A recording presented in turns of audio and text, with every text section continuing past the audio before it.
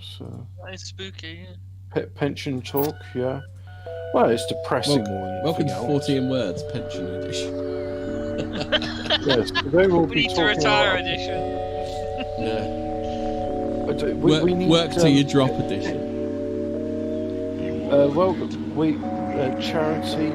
It's called Pensions for Racists. I don't have a pension. Give me money so I can have a pension. Pensions But- for race. Look, you've given us chairs and microphones. For racists, Remember, so don't refer to yourself as a racist to Piers Morgan, because you might stun him into silence for 30 seconds. It's like, well, I find it disgusting. It's like, okay, well, that's your opinion. It sucks to be you. Yeah. Yeah, it's, That's rather unfortunate, Piers. yeah, it's like, well, I'm sorry you feel that way, Piers. Good evening, welcome to another 14 Words. Oh, do you know they're fucking around with the studios layout now, Hobbit? I haven't been into studio recently because I just do it from OBS and it does it all for me. Yeah. So so they're messing around with studio, of course. But the main priority is obviously stopping people using hurty words. Yeah. We have changed YouTube. Probably don't change it again. Or being fat on the internet. That's really verboten now, isn't it? What, being fat on the internet? Yeah, no. Poor old Hammy. Poor old Hammy's been demonetised for being fat on the internet. Well, all the fatsos have been. It's like what you're eating on camera. Not even Reese. Not Reese. Wait, you can't. You could have made money off eating on camera. Fuck. Well, Fuck. Yeah.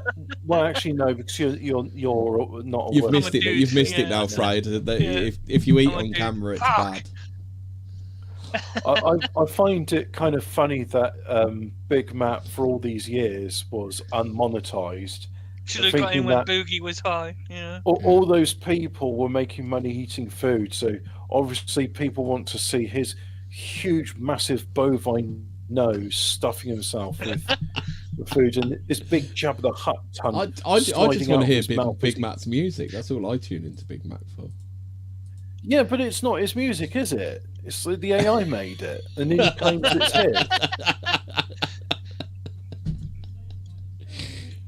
his.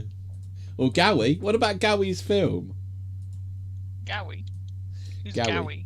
Gowie. Oh, Gowie, yeah, with Adventure Quest. That was pretty good. Gowie's Adventure Quest. So, right, Fraser, as you haven't played Gowie's Adventure Quest, it was a game he made in 2006 with RPG Maker. And what it is he ends up shipwrecked on this... no, it's not shipwrecked. He goes to this like island. He just chooses and he meets a girl. Yeah, he meets a girl there, and the girl was like, "Oh, I'm stuck on this island with an internet access and telephone." Oh, Gowie, you're so sexy and you're so sexy and handsome.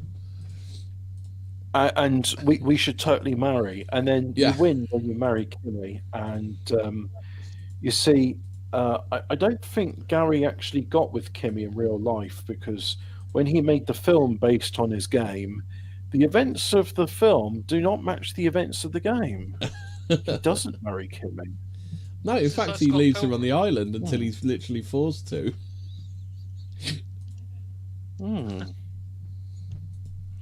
Oh, apparently Roseanne Barr is upset with Nicholas J. Fuentes.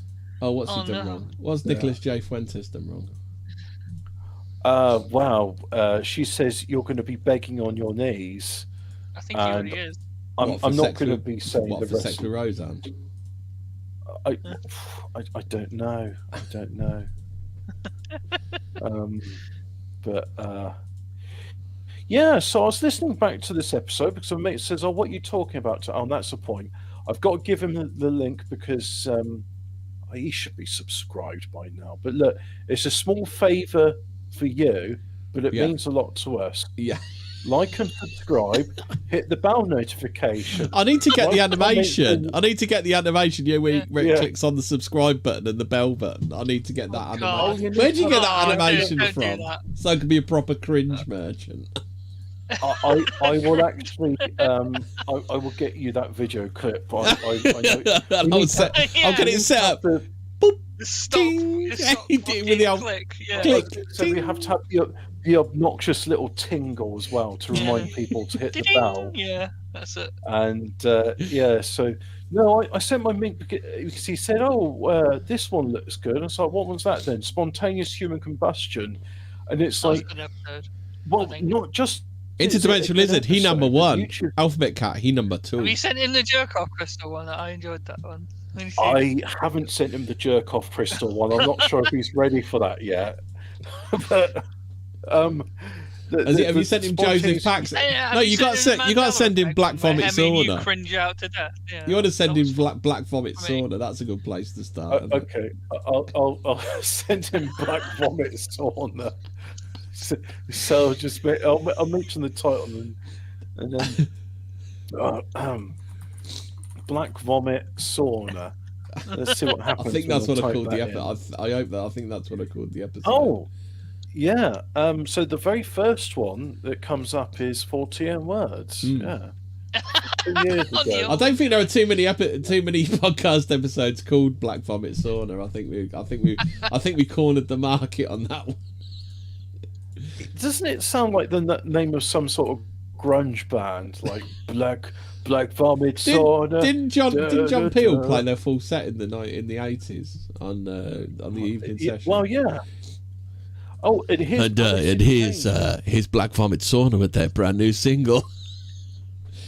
It is Black Vomit Sauna with their new song called Alice in Chains. My mate Hemi says you're like this episode. Oh so, no! Just give him nightmares for weeks. Send him the twins one. That's what you want to say. No, come on. We're trying to get him into the show, not scare him away. It's like saying, I don't know why the fuck you bother with this every week. The twins episode. Can you imagine how many Facebook moderators are now shaking in their rooms, like just refuse to leave their rooms after the twins episode? Oh, I like the idea of someone at GCHQ who's listening to all of this and it's like, oh God, time to waste my time again. What are they talking about now? And it's like, no, our American buddy says you've got to listen and transcribe this episode in case they reveal any secrets about the CIA and what we do. So, well, I think we made it pretty obvious, selling crack to black neighborhoods so you can go and fund your wars in other countries. Yeah. And I think the CIA would admit that themselves. Yeah, well, they have, and they do frequently. What was that book I'm trying to remember? There was a guy who, I'm not saying he was CIA, but he's definitely one of these spook types, and he was in. He wrote a book called. Remember that spook, as in secret agent, no other kind of spook. Well, yeah, I mean. A spook means like an intelligence agent, doesn't it? Yes, obviously not spook as in black person. Yeah. Well, the only two definitions I know for spook is intelligence agent and a ghost. Yeah. Wait, when is that? Have you never... Is that an American thing? Fraser, we literally, our show is about spooky ghost stories. Yeah. Look, I don't want to get all Fuentes about this. I don't want to get all Fuentes about this, but my dad used to use that phrase. Your dad? What, in the 1800s? Yeah. Look, I mean, it's like saying, "Oh, we wouldn't say this in another language." As far as I know, you're talking. Do you know about this actually language. comes from World War II? I understand the word spook is a racial slur that rose in usage during World War II. I also know Germans called black gunners Spookwaffe.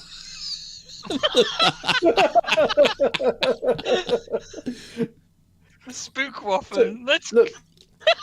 No.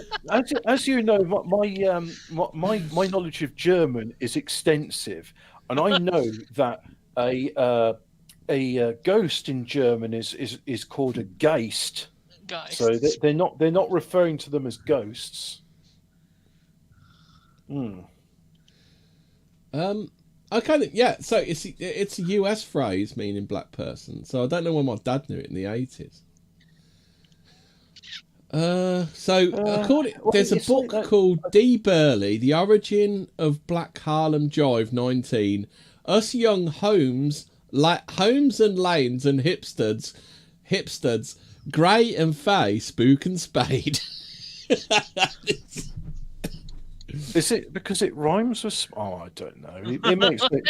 it's all jungle babble, if you ask me. It makes no sense whatsoever. Anyway, we're referring to the spooky apparitions and intelligence agents that glow in the dark. They glow in the dark. That's how you know that's you know it's them. Well, you run them over. They literally glow in the dark. But no, if other people want to bastardize the language and claim something is when it's not, then that's that's not my prerogative.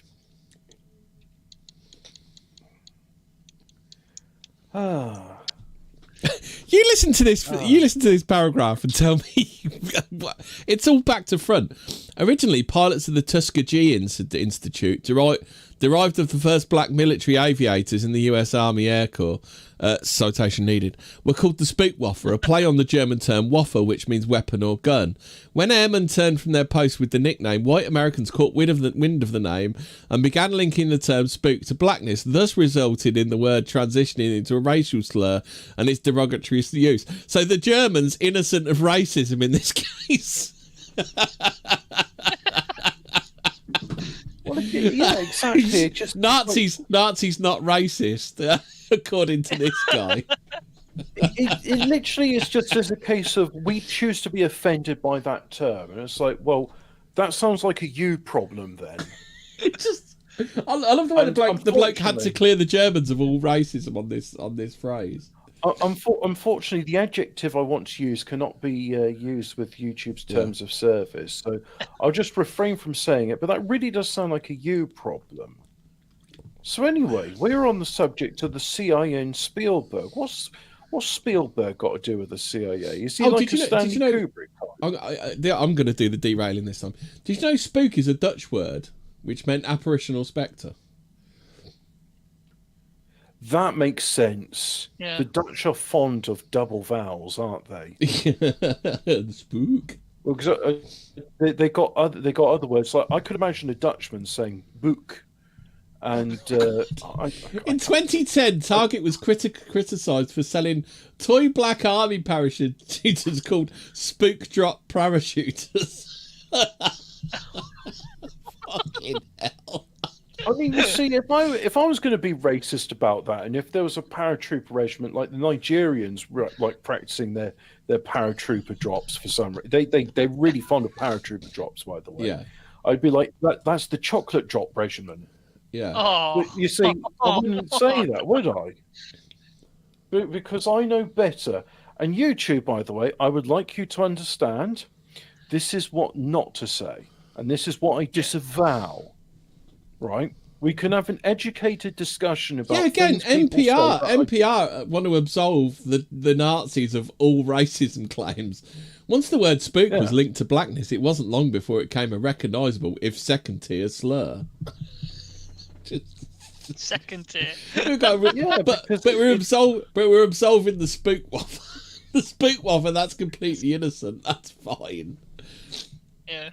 Well, you know what? I'm glad you looked into the etymology of that, because as far as I can turn, spooks has got nothing to do. I've got a bit here. This from NPR want to clear up when you can and can't use spook. Okay, so be thoughtful about the fact that spook now might have the connotation of referring to a black person in a disparaging way, Blake says. Oh my God. If someone says, did you get spooked, and there are no black people there, then okay, did you get scared or frightened? That's fine, I get it.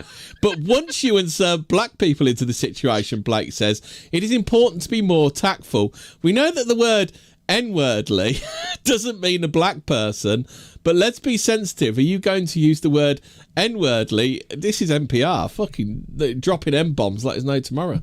In front of a group of young students in a classroom? No. So there you go. When you can and can't use spook, or if you're going to use the word spook, look around. Oh no, I've been finishing off with stay spooky all this time. Am I racist now?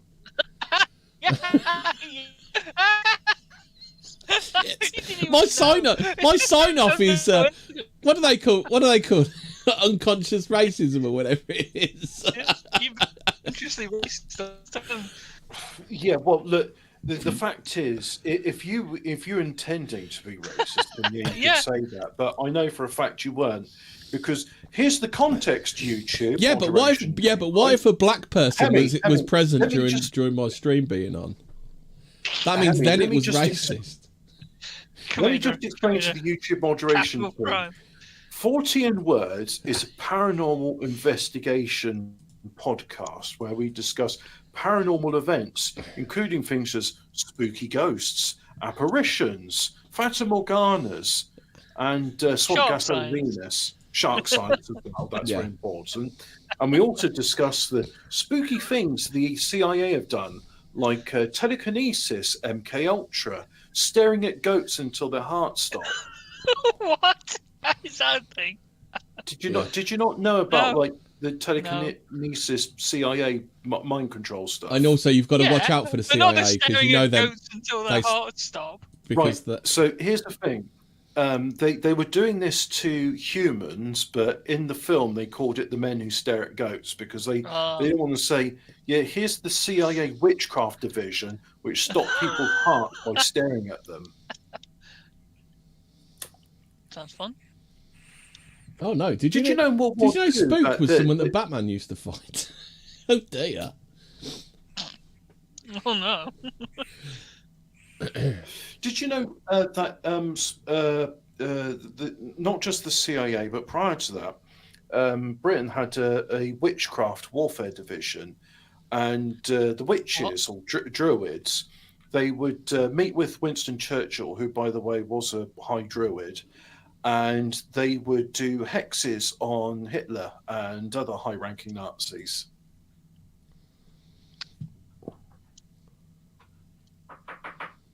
I mean, it sounds far-fetched, but it's also true.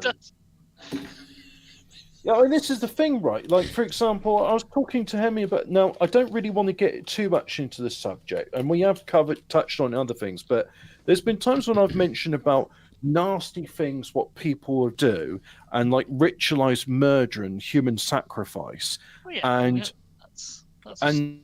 the fact is it still goes on to this day, but people don't really like to talk about it, and I'll leave the audience to infer what I could mean. Well, there are certain ladies with pink hats that don't mind talking about it, and they will tell you about it upon request. Quite graphically. Alphabet Cat. I know Zeitgeist refers to the spirit of the age, or as I thought it meant sign of the times. Yeah, but literally, Zeit is time and Geist is ghost. I never thought of Geist being that, but somehow I remembered it. Remember, it's a spirit, not a spook. Yeah. Spirit. If you literally translate Zeitgeist, you get Time Ghost. Which I think would be a pretty cool sci-fi series. Zeitgeist, Die Time Ghost. Hey, do you know the Dutch? You certainly can't describe it as being spooky, because that would be bad. The Dutch don't just have the word spook for apparitions. They also use the term Ghost. And if you look in Old English and Middle English, they refer to the Holy Ghost, which we now just call ghost. We don't use the Ghost bit. Right, so are we ready to dive into some more CIA spooky stuff? Yeah, why do they stare at goats, Hemi? I don't know. Perhaps we could find out, Hobbit. They do it to cause them to have an aneurysm. So we'll just whip through this, and then we'll talk about that other guy, the guy we really wanted to talk about. So you got through 98 and 99. Will Smith goes to the CIA. TV series Air America. These are all like CIA. So that's CIA. Enemy of the State film comes out, which Will Smith was in. What else? I haven't heard of half of this stuff anyway. I didn't. A TV series called Company of Spies. And it actually a TV company called TV series called The Company of Spies had its premiere at CIA headquarters. Interesting. That's Langley. I didn't know whether you knew. Slight aside. If you're a podcaster called No White Guilt, you get free plane trips to Langley during COVID. Is that because he's like the American Dad super fan? No, that's because that all Americans can do this. They just claim a free flight to Langley. Yeah. Oh, is it like with the Israelis where they make their Aliyah? They get a free flight to Israel. Yeah. So he made his like American Aliyah, and he got his free flight to Langley. Yeah. Yeah. What else is there? No White Guilt wrote to the American equivalent of Sir Jimmy Savile and said, "Dear Jimmy, could you fix it for me? I'm a real big fan of American Dad, and I'd love to go to Langley, Virginia, to hang out." Yeah, is it? Yeah, that's where it's about. That's the fictional place where it is, isn't it? So stuff. In 2000, Dean Cain and producer Joel Rogers visit CIA headquarters as part of their development of a documentary series on the agency. Again in 2000, Universal Pictures released Meet the Parents. Spy comedy support. Well, I don't know if you can legally call it a comedy. Supported by the CIA and Chase Brandon and starring Robert De Niro. So Chase Brandon, who I want to talk about next, because he was Steven Spielberg's handler. Discovery's CIA Secret says its first episode based on the story of the Argo operation. So there's a film by Ben Affleck called Argo, where he does. So what happens? I said about it last week. What happens in Argo is the CIA make a fake film in Iraq so they can sneak Iranians out. Have you ever seen that film Capricorn 1? Sort of. I saw it when I was a kid, so I don't really remember much about it. Space propaganda, yeah, that one. So it's a film about they're faking a mission to Mars. Yeah. And the astronauts, they're all like on this NASA CIA compound, and they're just like, look, you're going to be here for the duration of the mission to make it authentic, and then they catch wind that they're going to fake an explosion on the ship so that they don't come back, because there's doctors that want to analyze them to see if they get osteoporosis from the long 0G flight. Yeah. And also, the time spent on Mars as well with a third of its gravity. So they try and escape from the facility, and I don't really remember what happens with it, but I found it was an interesting premise. Idea that it's the guy in the wheelchair, isn't he? He's like his brother. It's like he's taking the blood and shit from his brother because like he didn't get in because he didn't. Is that the one? No, that's Gattaca. Oh, is that Gattaca? Okay, right. Okay, yeah. I'm mixing them up. Capricorn 1 is sort of a late 70s, early 80s. Capricorn 1 is actually about a Mars mission, isn't it? The story is about a Mars mission. So it's a Mars mission that either fails or wasn't meant to happen. Elliot... Hemi, what? It's definitely not about faking a moon landing. No, it's not. It's about faking a Mars landing, which is very different. Yeah. It's completely different. Does the rocket crash, or it was never meant to take off, or something? Because I haven't seen it well enough to remember. But anyway, Elliot Gould, that's the guy in it. Challenger. Yeah. So basically, he survives or gets away or something, and he's on the run from the CIA who want to kill him, so he doesn't talk about the fake. Wait, wasn't there Mars a guy landing in the original early 60s before the actual moon landing who was like, "Yeah, this ain't gonna work, guys," and he died? Ian, is that a real film, or are you making? Yeah, Ian, is that a real film, or are you making it up? And also, Ian, have you seen 10-Inch Mutant Ninja Turtles? What's Ian said? The porno version, Capricorn Come. Yeah, very good film, Capricorn Come. One film they've missed off on this list is Air America in 1990. So that's Mel Gibson and Robert Downey Jr. They were Air America pilots who absolutely had no idea that the CIA was smuggling heroin out, and they have to clear their names. Do you know the one film which surprises? Well, it's not a film; it's a TV series, but it was a film.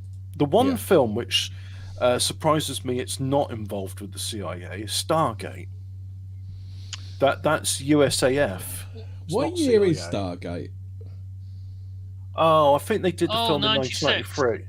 Oh, Six. is that the series? Yeah. Oh, the series started in no, Stargate five, doesn't sorry. get mentioned in this then. The film. 1995. Yeah, Stargate, I think.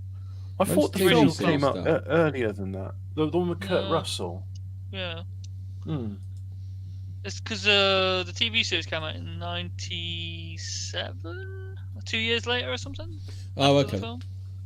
Oh, I didn't know. I thought it was older than that for some reason. No, it's like Yeah, I suppose it depends when you saw it on video. Like things took a long while to come out on video, didn't they? Between the cinema and the video and the. No, it was cinema, and then was it like a year or 2 years before it came out on video? I don't remember. Yeah, those because times. films would disappear, wouldn't they? And then they'd VHS, reappear on video, and then it'd be like probably a couple of years after that it'd appear on TV. So they kind of had a second life and a third life, didn't they? After they were were there DVD like VHS sales back in the day? Considering everyone had a VHS recorder and just recorded it off the TV. No, because they had that macro thing, didn't they? Where it went flashy when you tried to copy stuff. Oh, did it? Not that I would know, because I've never attempted video pirate. But like, you wouldn't record a car from another VCR, would you? You wouldn't download a policeman's helmet, would you? No. Yeah. So what else? Discovery CIA secret. CBS drama The Agency fares its first episode. Michael Beckner works closely with Chase Brandon during the show's writing and development. Now you see a lot of this stuff mentions Chase Brandon. He's like the CIA's emissary to Hollywood. Alias. You used to watch Alias, didn't you, Fraser? Yeah, I did. Yeah. Yeah, Alias airs its first episode, 30th of September 2001. Oh right, yes, that's right. Yeah, Chase Brandon works with the producers and writers, and star Jennifer Garner went on to appear in recruitment materials produced by the CIA. Many a stiff sock over that one. Yeah. November the 6th, 2000. Many a blue ball over all the mystery boxes, because that was J.J. Abrams, wasn't it? Oh no, I didn't even know. Yeah, I think that was like his first big. I think it was his first big chance, wasn't it? November the 6th, 2001, Fox's action series 24. I've never ever watched a single episode of 24. As its first episode. I watched the first few and it was boring. I thought. While reports, now this is weird. While reports are contradictory, the CIA definitely work on some, if not all, seasons of the show. What am I supposed to do? Authenticity. Yeah. So next is another one in 2001, film called Spy Game, spy thriller supported by the CIA and Chase Brandon. This is weird. March the 1st, 2002. Screenwriter Mark Grubert, that's a strange surname, files a lawsuit against Spyglass Entertainment, the producers of The Recruit, alleging they stole large portions of the script from his 1990s project titled The Farm. Documents that he obtained during the lawsuit show that Chase Brandon was an uncredited writer on The Recruit, and Roger Town took the credit to help keep Brandon's influence secret. Ooh. May 13th, 2002. I would have said it was after that. BBC released the spy drama Spooks. Among the various ex-intelligence consultants on the series is former CIA officer Mike Baker. I see. So then you got Sum of All Fears, 2002. Chase Brandon again. June 6th, 2002, Universal Pictures released The Bourne Identity. Do you remember 2002 when you used to watch pirate videos on VCDs? Did you ever buy VCDs, Hobbit? Pirate ones? No, I actually made my own DivX VCDs.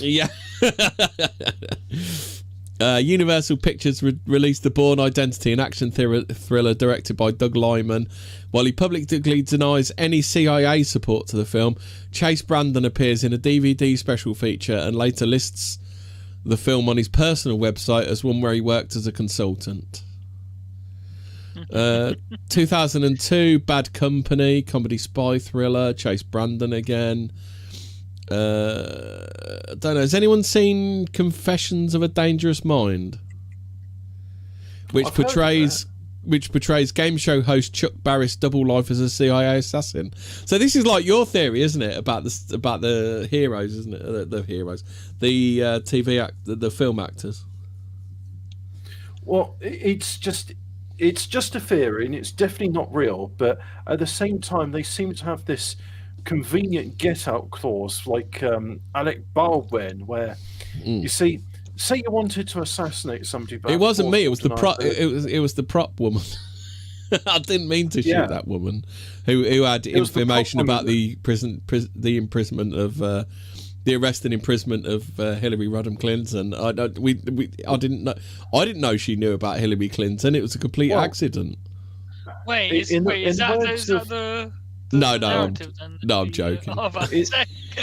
In the words of Bob Ross, there's just a happy little accident.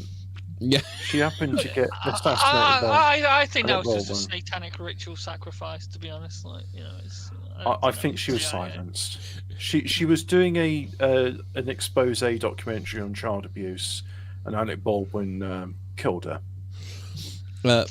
Barris. But so Barris has made repeated and contradictory statements about his alleged work for the agency, and director George Clooney said he doesn't know whether the story's true. Anyway, carry on, Hobbit. No, the court didn't rule him murder. So was it just they ruled it manslaughter? I think all the charges got it flopped onto whoever was in charge of stunt work or something like that. Like they just flopped the charges onto a patsy. Yeah, but like God forbid, if I ran somebody over and the brakes on my car had been cut, I'd still be responsible for controlling the vehicle. Alec Baldwin had the murder weapon in his hand. Not if your name's Bruce Jenner. Oh well, yeah, that's true. Or if you're I don't want to think about that other thing. Bruce Jenner is a legal fiction. He doesn't exist. It's where there was that. It doesn't matter, that story, but I want to know about Alec Baldwin. Alec Baldwin incident. If I type in incident, will I get a news story about it? Rust shooting incident. There we go. Rust trial, how events unfolded on the fatal shooting. So a fatal shooting occurred on the set of Western film Rust. That was 4 years ago. So what happened? Baldwin maintained he did not pull the trigger and pleaded not guilty to involuntary manslaughter. What happened? The incident sparked widespread discussion about safety protocols. Yeah, but what else? Like, is anybody accountable for this? It's like I'm pretty sure that, look, as far as I understand it, guns don't just go off on their own accord. You have to like pull a lever or something to operate the mechanism. Am I using the gun terminology right? You have to squeeze the clipazine to make the cop killer bullets come out. Not a banana clipper scene with a bump handle.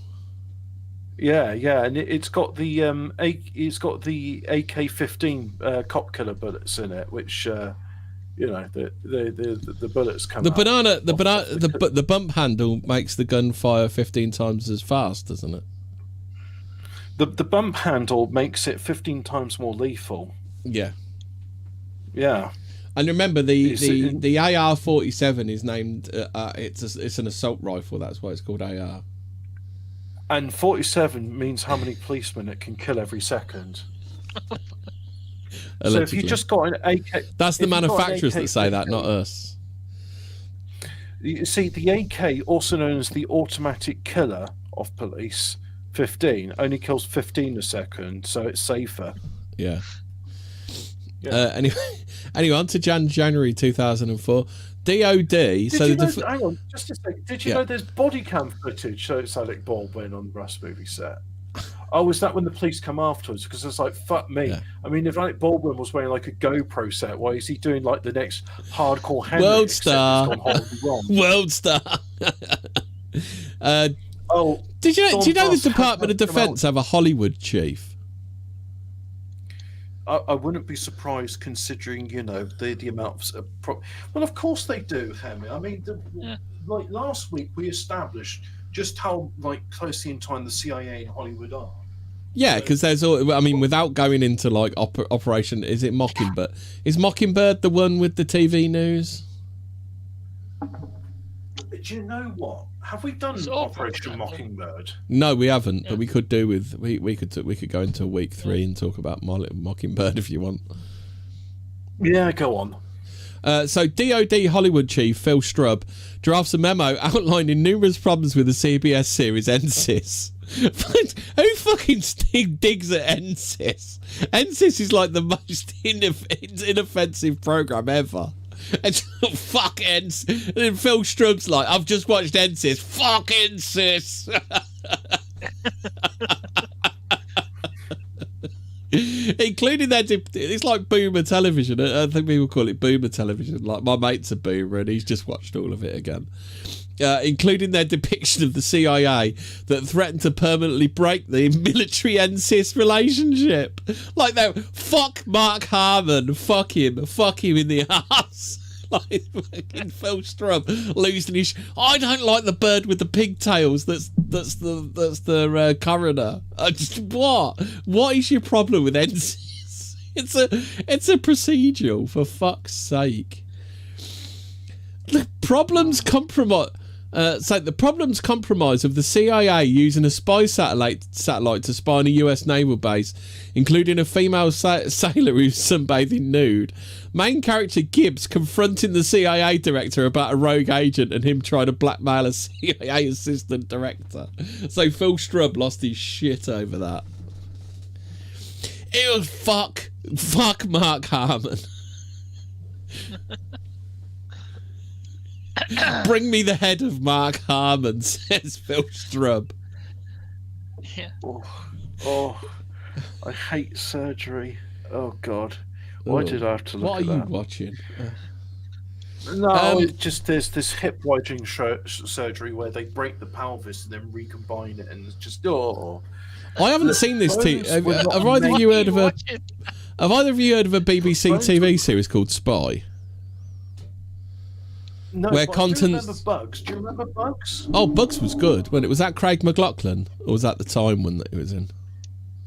The first series of Bugs was good, and the rest of it was just like, look, we're out of ideas. Can we just contact MI5 for some scripts? So the BBC air a programme called Spy, which is a game show where contestants try to win the approval of a panel of ex-spy judges. It literally isn't that all of entertainment shows on the TV.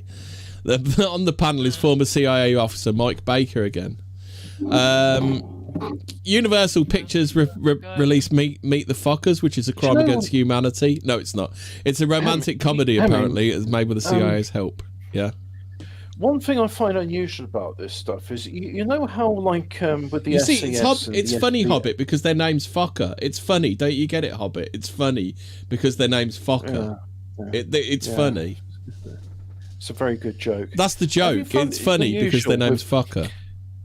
The special forces chaps, the SES and the SBS, they always protect their identity and they remain anonymous. But these spy masters who've probably assassinated more people than the SES have, they're just out in the open talking about, let's do a game show where we recruit our next bunch of secret agents and have them on national TV. I suppose Mark Harmon was just lucky he doesn't own a Cessna, I suppose. If Mark Harmon owned a Cessna, there wouldn't be any more NSYS, would there? No. Imagine getting knickers in a twist over NSYS. Service. Oh, Dom says one of his in-laws was in Bugs. Bugs. There you go. Alphabet Cat knows. Bugs was Craig McLachlan and also Jesse Birdsall from El Dorado. Do you remember Marcus from El Dorado? It was a very long time ago, and I've never rewatched it. You remember El Dorado, don't you? It's the most expensive. I was going to say sitcom, but it's not a sitcom, is it? It was a soap. The most expensive ever. Do you know the BBC spunked a load of money on building a fucking estate in Spain?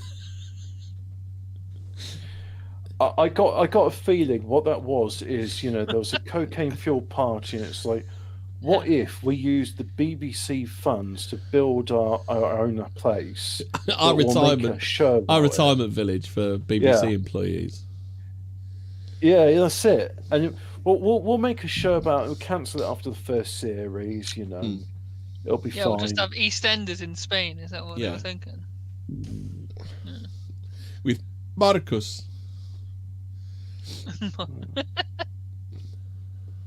Yeah. Do you know much about Frederick Forsyth, Hobbit? Is he like Forsyth? Is he a spook? Is he? He does spook novels, doesn't he? No relation to Bruce Forsyth. No. What else we got?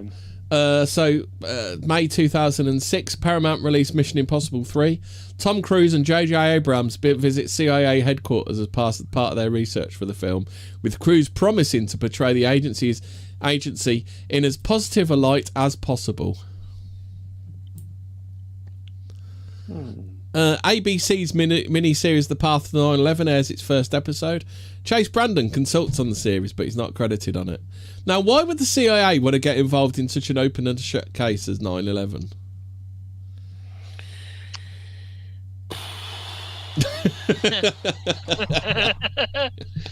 Dunno. That case, just open it, shut it. It's sorted. Job's a good one. I mean, but pancake theory sounds really plausible. What do you mean the WTCs 1 and 2 had an internal structure which wouldn't be affected by pancaking? Shut up. What about the foresight that BBC woman to tell us 4 was on fire before it actually caught fire? I saw that live actually. What, Jane? Yeah, Jane the psychic. They cut her off. Yeah, and they cut her off like mid fucking. I didn't know at the time that Building 8 was still in the background, but I did like a couple of years later. Funny enough, Hobbit, this exhaustive list about TV programs with the CIA mentions nothing about the Lone Gunman TV series. It's funny, isn't it? You'd think, is it because it was just really blatant? Yeah, so I didn't realise how many fucking CIA films there were.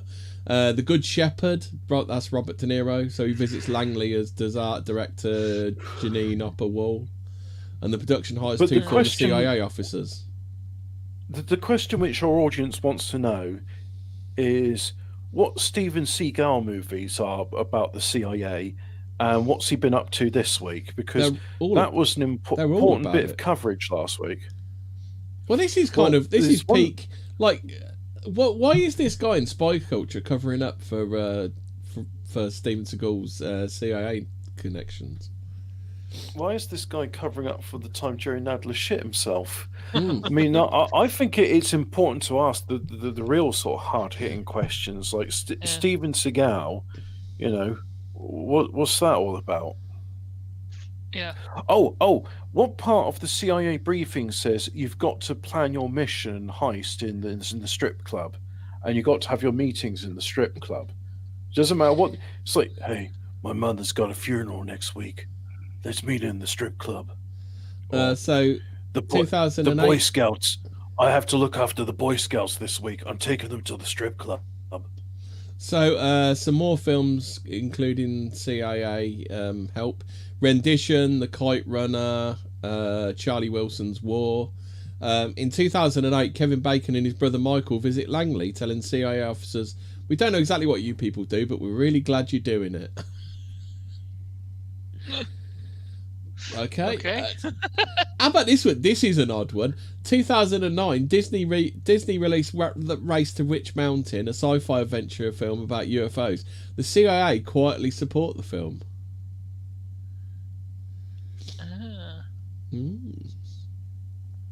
Mike Myers, May the 9th, 2009. Mike Myers, best known for playing the spy Austin Powers, visits Langley and thanks the officers he meets there. "I don't know what you do, and I'm scared of you, so I'm going to thank you for your service." At least he's being funny about it. Thanks for your service. To be fair, I think Kevin Bacon did the best one. I don't know what you do, but it's good. CIA Director Leon Panetta meets Catherine Bigelow and Mark Bowl at the White House Correspondents' Dinner. They discuss Bigelow and Bowl's Tora Bora project, a film about the manhunt for Osama bin Laden. This evolves into Zero Dark 30. Deadliest Warrior. Do you remember you ever watched Deadliest Warrior? Hobbit? No, but I'm really looking forward to trying this new type of licorice that's available in Sweden. You know how licorice has a colour which could be described as black? Yeah, spook waffen. Yeah, spook waffen. So now here's the thing, right? And again, YouTube moderation team, black in Spanish is another type of it begins with an N. But not just that like N. how, but not that word. But that just like starts with N. But just like how black in French is called noir. Now this, which I'm told apparently is a Serbian brand of licorice, which is available in Sweden. They're really into licorice over in Sweden. This is the Spanish term for black, and there's a spook. I think he works for the CIA. Does he glow in the dark? That's how you can tell.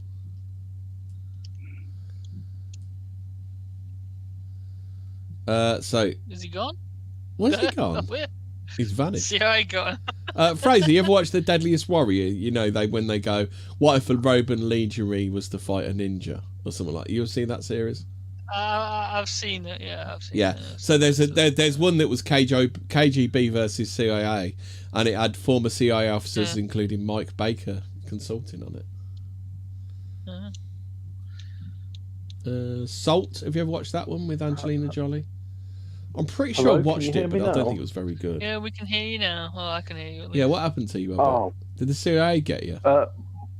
Yeah. My computer's just had like a hard crash. It's not even the three-fingered salute's not working. I'm gonna have to. I just thought, I'm getting too. Obviously, the CIA doesn't want me to talk about black vomit saunas and licorice sweets. Yeah. So Salt has a load of CIA spooks working on it. A Top Chef episode titled Covert Cuisine features CIA Director Leon Panetta as one of the panel of judges. And an episode set at CIA headquarters. Why the fuck would they even do that? Panetta is even shown having to skip dessert to attend important matters.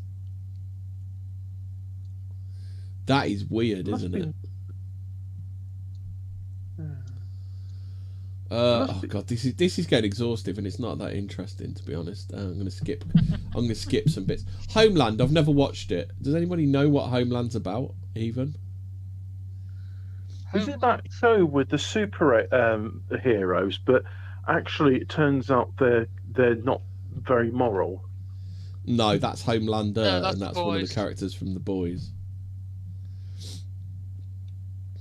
Showtime's Homeland makes its debut, the first of 8 seasons. The show benefits from a large amount of CIA support, including spy camps at a private club in Georgetown where the writers and producers meet with government officials, including CIA officers. Former CIA officer John McGaffin acts as consultant and government liaison for the series. Cami Amalung, another former CIA officer, joins the crew in the final season. Another former officer, Carol Raleigh Flynn, who's part of the inspiration for Dane's character, does promotional work for Homeland ahead of the release of season 4. Is it like a Steven Seagal is good at standing still and moving his arms about a bit to fend off attackers? That's not very nice, Dom. He's the highest ranked Aikido outside of Japan, which may or may not be a bit of a fib. So Argo comes out, so that's the story of Tony Mendez, who exfiltrated State Department officials from Iran under the cover of being a film crew. Bryan Cranston and Ben Affleck visit CIA headquarters in preparation for their roles. Several scenes are shot at Langley, and the CIA helped promote the film upon its release. Tony Mendez acts as a consultant on the film and visits Langley with Ben Affleck. CIA Entertainment Liaison Officer John Baer works on the film from the agency's side. Yeah.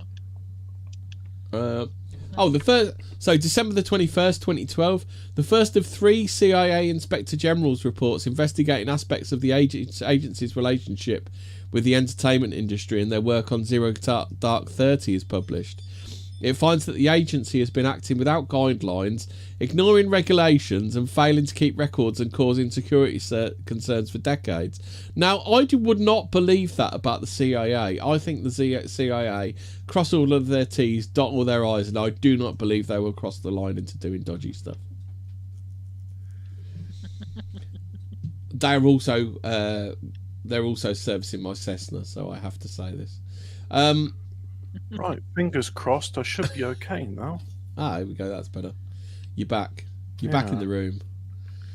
Wow. Yeah. I mean, that was weird. That wasn't just like the power button was unresponsive. Reset button was unresponsive. I had to like physically turn off of the power supply.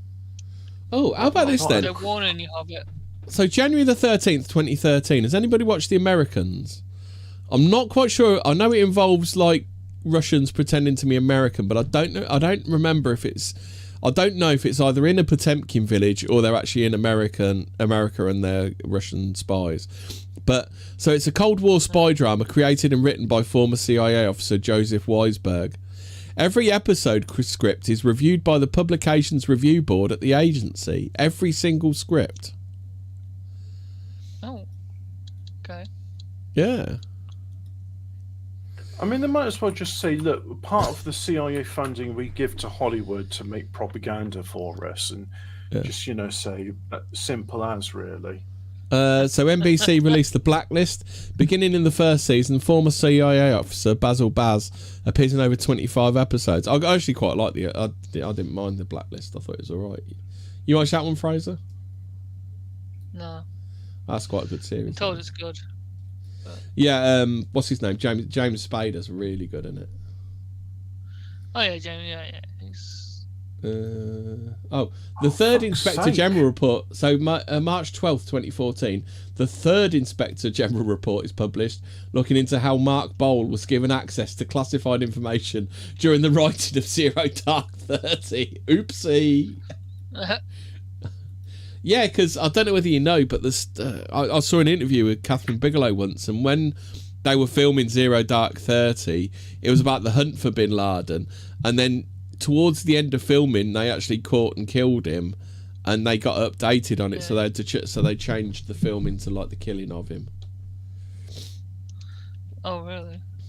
Now, I can't believe this, but in June the 1st, 2014, A Company Man, a book by former CIA General Counsel John Rizzo, is published.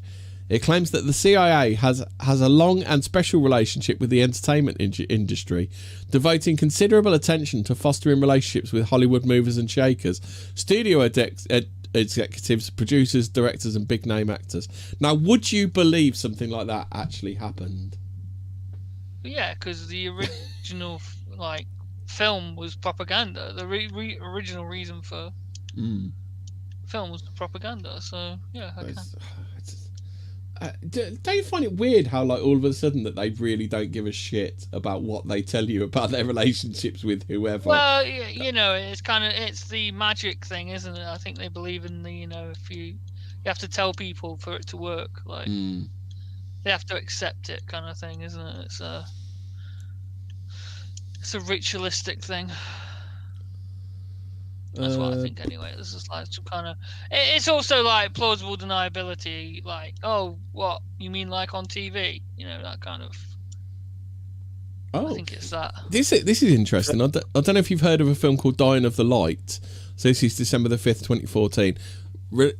Lionsgate released Dying of the Light, a psychological thriller written and directed by Paul Schrader and supported by the CIA. Schrader denounces the cut that is released and puts together his own edit known as Dark, which is distributed freely on the internet.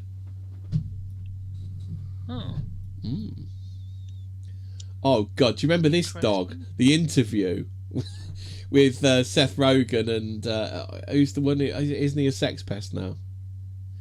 James Franco. It's Seth Rogen and James Franco, and it was a dog and it bombed.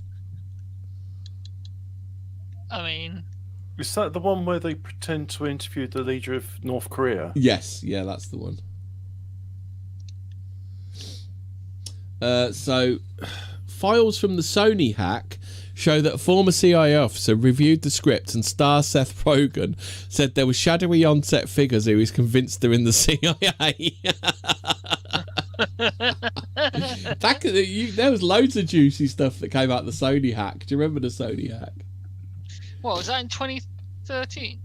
2014 this was. No, so 2011. 2011 wasn't it? Oh, was it? Blimey.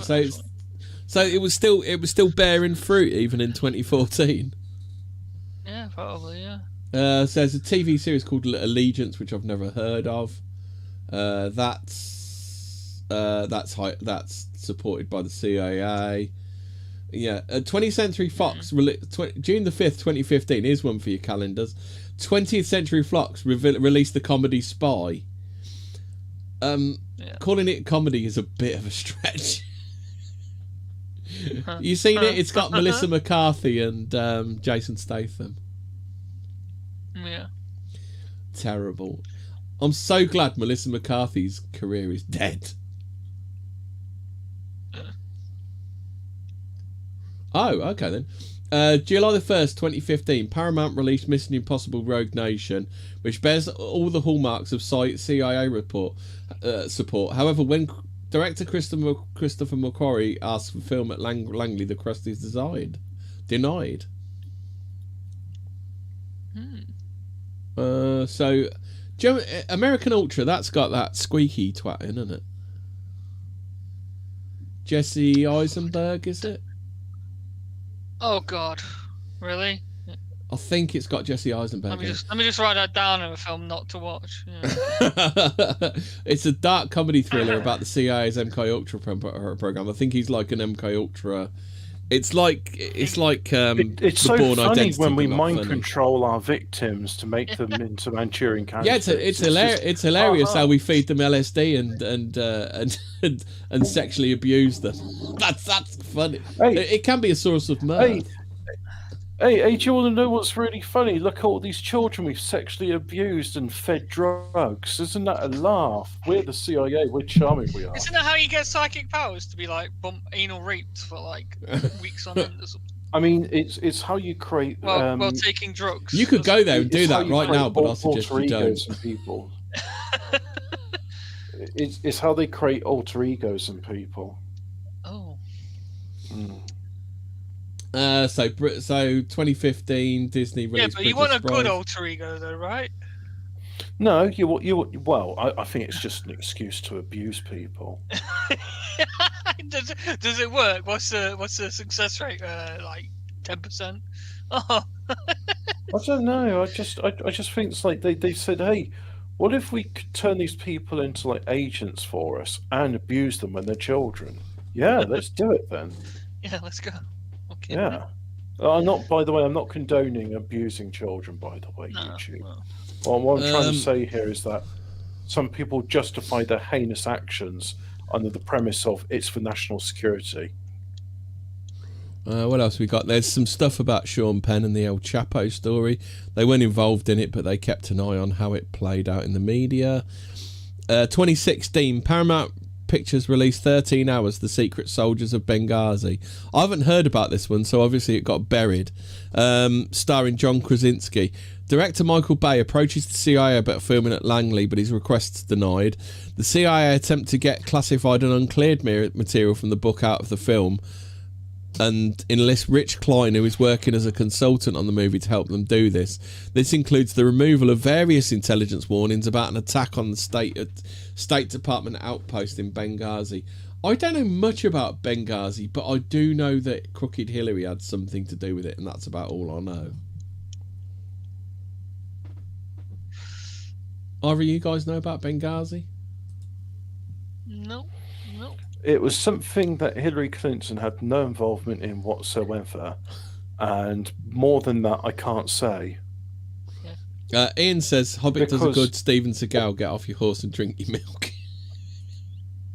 Yeah, so That's John Wayne. I got to say, I wish I could say more about the Benghazi thing, but all the emails related to it were deleted, and they weren't on a US Gov email. They were on Hillary Clinton's private Gmail, which is not very private if you ask anybody about Gmail.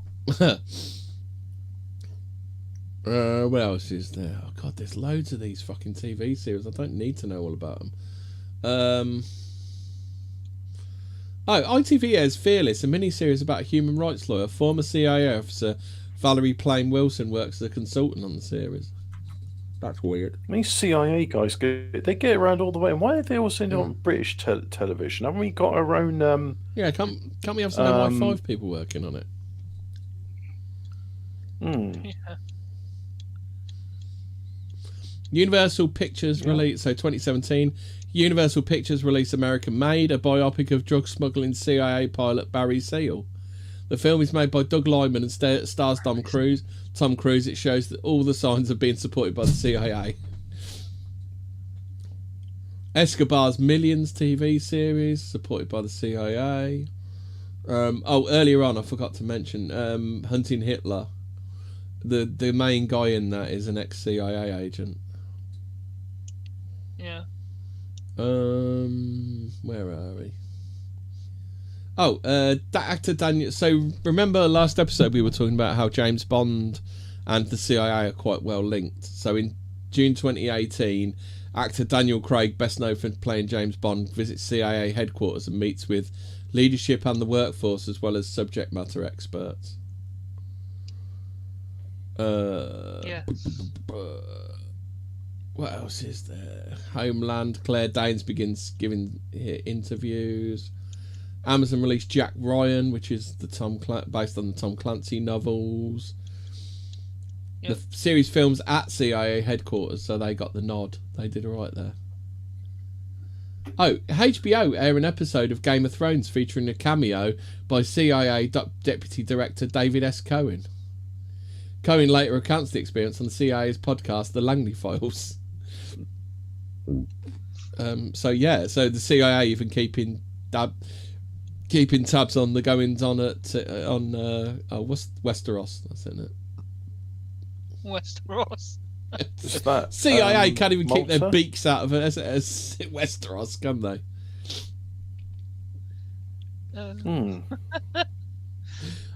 So 2020. What are they afraid of? The fucking White Walkers are going to. Yeah. Worried about they wanted to they wanted to be behind whoever ends up ruling Westeros, didn't they? They wanted a puppet Westeros. They want a puppet Westeros king. Oh, Bran's character makes a lot of sense now. Yeah. Bran is a CIA installed puppet.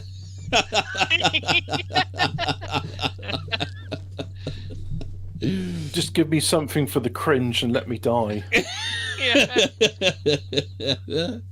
So 2020 we're on to now. The Discovery Channel airs Expedition Bigfoot.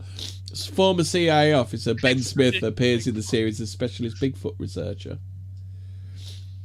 Expedition Bigfoot. So Bravo do spy games. So that's obviously they did an American version of spy games. And because on the English one they had a CIA officer, on the American one they have a CIA officer as well. An episode of reality show Porn Stars. I actually did see a video the other day. I didn't watch it, but apparently Porn Stars isn't all that reality, is it? Sees Rick go to CIA headquarters and look around the agency's museum. The agency's museum? Yeah. The Discovery Channel... I'm guessing that nothing's been mentioned about American Dad yet. No, that's not going to be mentioned. We're in 2020 now. Blimey. Discovery that's Channel... That's got to be like one... That's the biggest pro thing of like... Oh, what's the word I'm looking Imagine for? that. They get their knickers in a twist about NSYS and then like just don't give a shit about American Dad. I mean, American Dad's like... It's like the most blatantly pro-CIA... I mean, I don't know. So boring stuff. Amazon. So CIA have got into Amazon now, as in the early 2020s. So you're saying what? When the delivery driver delivers your Amazon Prime fucking package, it's a CIA agent? Well, basically the Amazon TV, they're all over that. Netflix released DB Cooper, Where Are You? A documentary series. Former CIA officer Joanna Mendez works as a consultant. Netflix released The Recruit, an action comedy series. I'll let you know if it's an action comedy series if I ever bother to watch it. Yeah. What else is there? This all looks. It's all Paramount Plus with Showtime air The Agency, a psychological spy drama. Former CIA officer Darryl Blocker works as a script consultant. So I've nearly done there. So okay then, this is interesting. Universal Pictures this 2025. Universal Pictures released Megan 2.0, a sci-fi horror comedy. Former CIA David Chastain works as a technical consultant on the film. That's quite interesting, isn't it? So, like, does forgive me for it, because you know, like I've mentioned this before with the CIA not doing all this UK stuff. Is MI5 just not that interested in doing propaganda? MI5 are asleep at the fucking wheel. The CIA are just running all over our. I mean, apart from James Bond, isn't James Bond MI6? No, James Bond. So Well, do you remember last episode we were talking about the CIA were all over James Bond? Like it's. Well, yeah. It's like the CIA, the MI5 version. are just asleep at the fucking wheel. They're just allowing the CIA to run rampant all over our entertainment industry. Well, I'm not sure, like, because I went on the big binge a few years ago watching all the James Bond films, and it's just like, wow, the CIA. It seems that there's a lot of stuff where James Bond is liaising with the CIA and not actually liaising with MI6, MI5. Yes, yeah. I forget which one's internal security, which one's external security. 5. Yeah, I was going to say MI6. I think is foreign, isn't it? So, like, you know, I'm sure other people have asked this question. Whatever happened to MIs 1 to 4 then? And what does 5 and 4 signify if there's no that what MIA is 1 to 13. Sorry, 1 to 14 are like super secret. Well, I guess we're not allowed to know. I mean, one's internal security, the other's external security. I mean, like, because I thought, oh, maybe one of those would be like protecting the royal family. It's like, no, that's called the Royal Protection Force. Yeah, that's its own thing. So I don't know what I don't know what these things are. I'm just quite curious as all. Look, I'm not a spook kind of girl. I have questions, Cobra, Joshy. Joshy, how why do the MI5 have anything to do with that? How do spook guns work, Joshy? I'm not a... Joshy, how do I have questions. guns work, Joshy? What's Havana syndrome, Joshy? I have questions, Joshy. Joshy, how did they make the... Let me just... Oh, go on. Let me just poke you in the face. Joshy, how did they make those goats like have heart attacks just by staring at them, Joshy? Let me just poke you in the cheek. They don't like being looked at. That's easy. Yeah. What, they're autistic? Yeah, they just don't like being... Yeah, they don't like it. Actually, you know what? I could well believe goats have autism. That makes a lot of sense, actually. Yeah.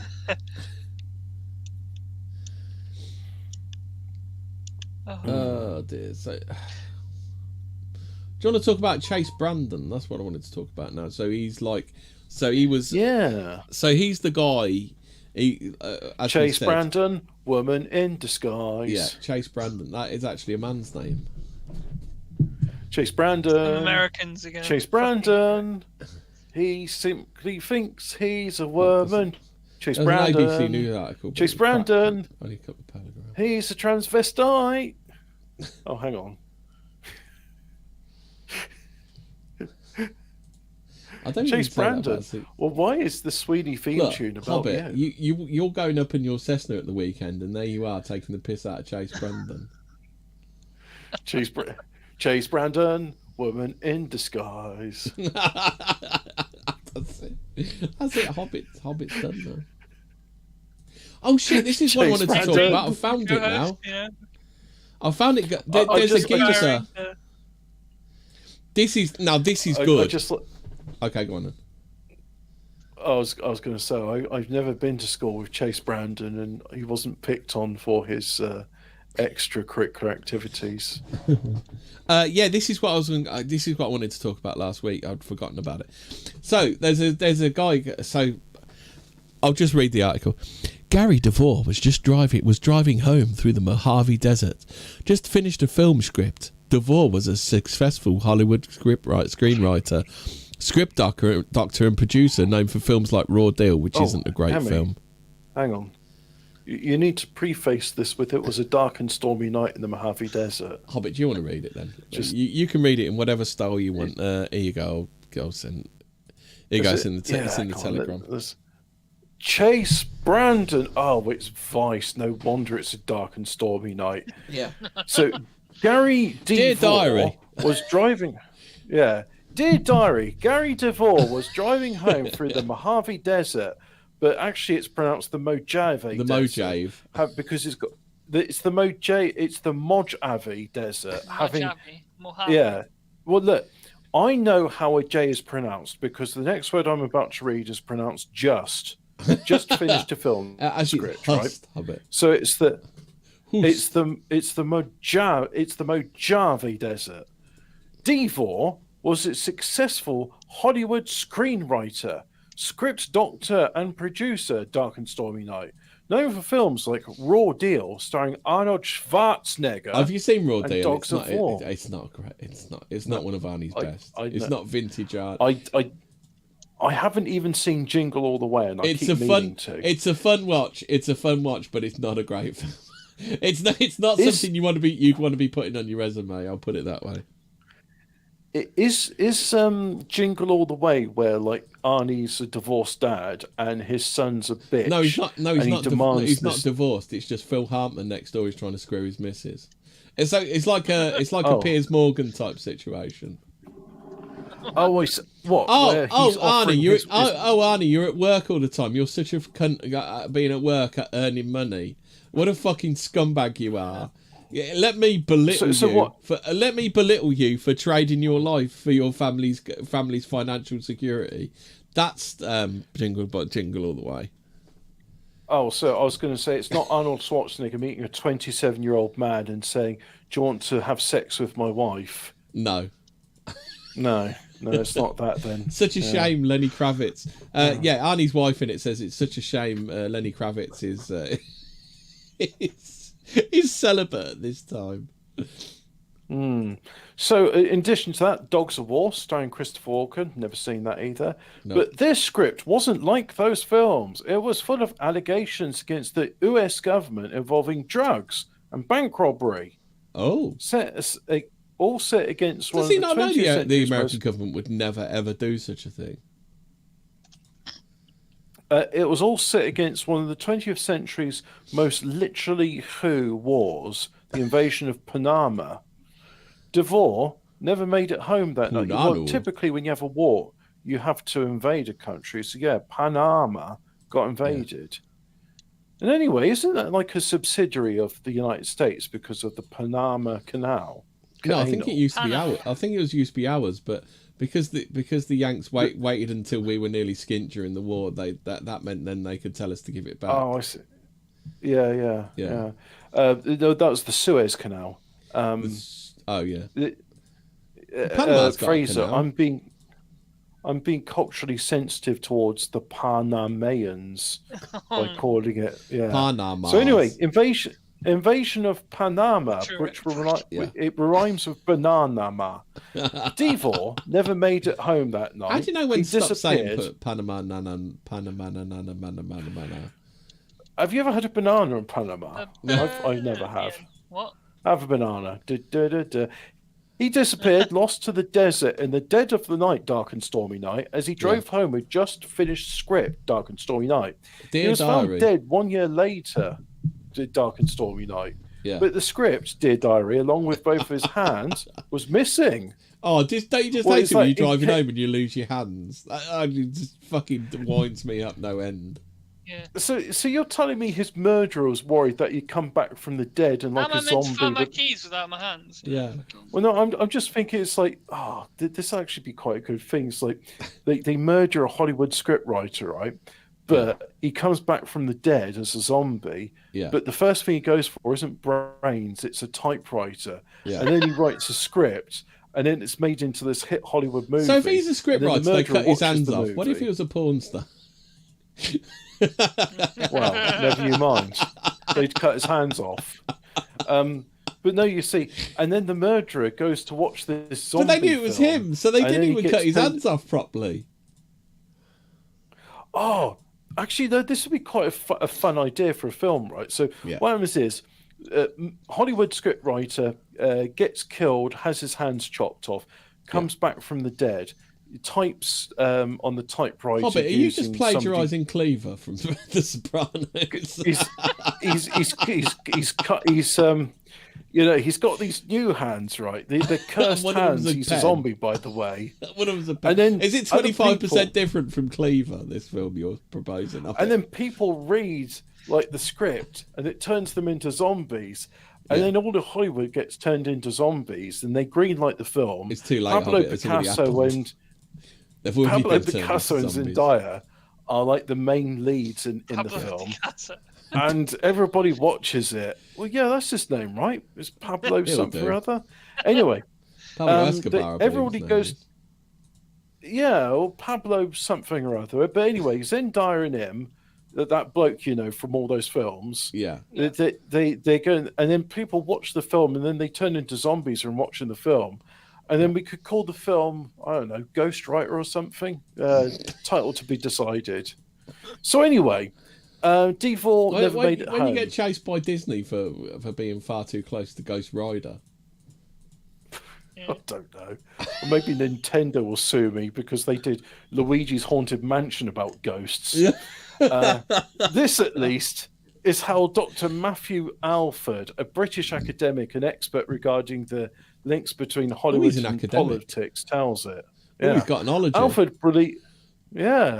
believes Duvall's disappearance is the greatest spy story never told, and he has gone to extraordinary lengths to tell it. Duvall disappeared in 1997, and despite an extensive search, no trace of him was found for a year. Would it be funny if someone like 50 years from now was like, wait a second, you're saying the guy died 20 years from now? No, 1997. He died in 1997. Then when 1997 was the far-flung future, Hobbit.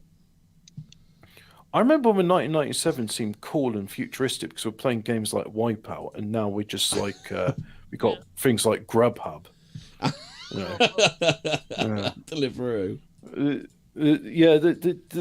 21st century is not living up to all the hype that science fiction sold. I did notice a massive own goal today. I walked by the local co-op, and there's a big advert for Deliveroo Sainsbury's on the side of it.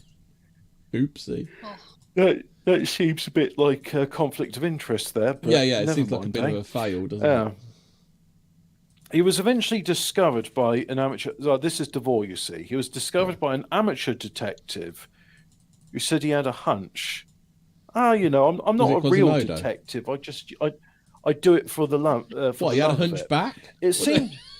What are they going to tell us? What's going on here? He had a hunch. It seemed he had hit the barriers on the California aqueduct. We don't really need to know his physical characteristics. We want to know how he found the body.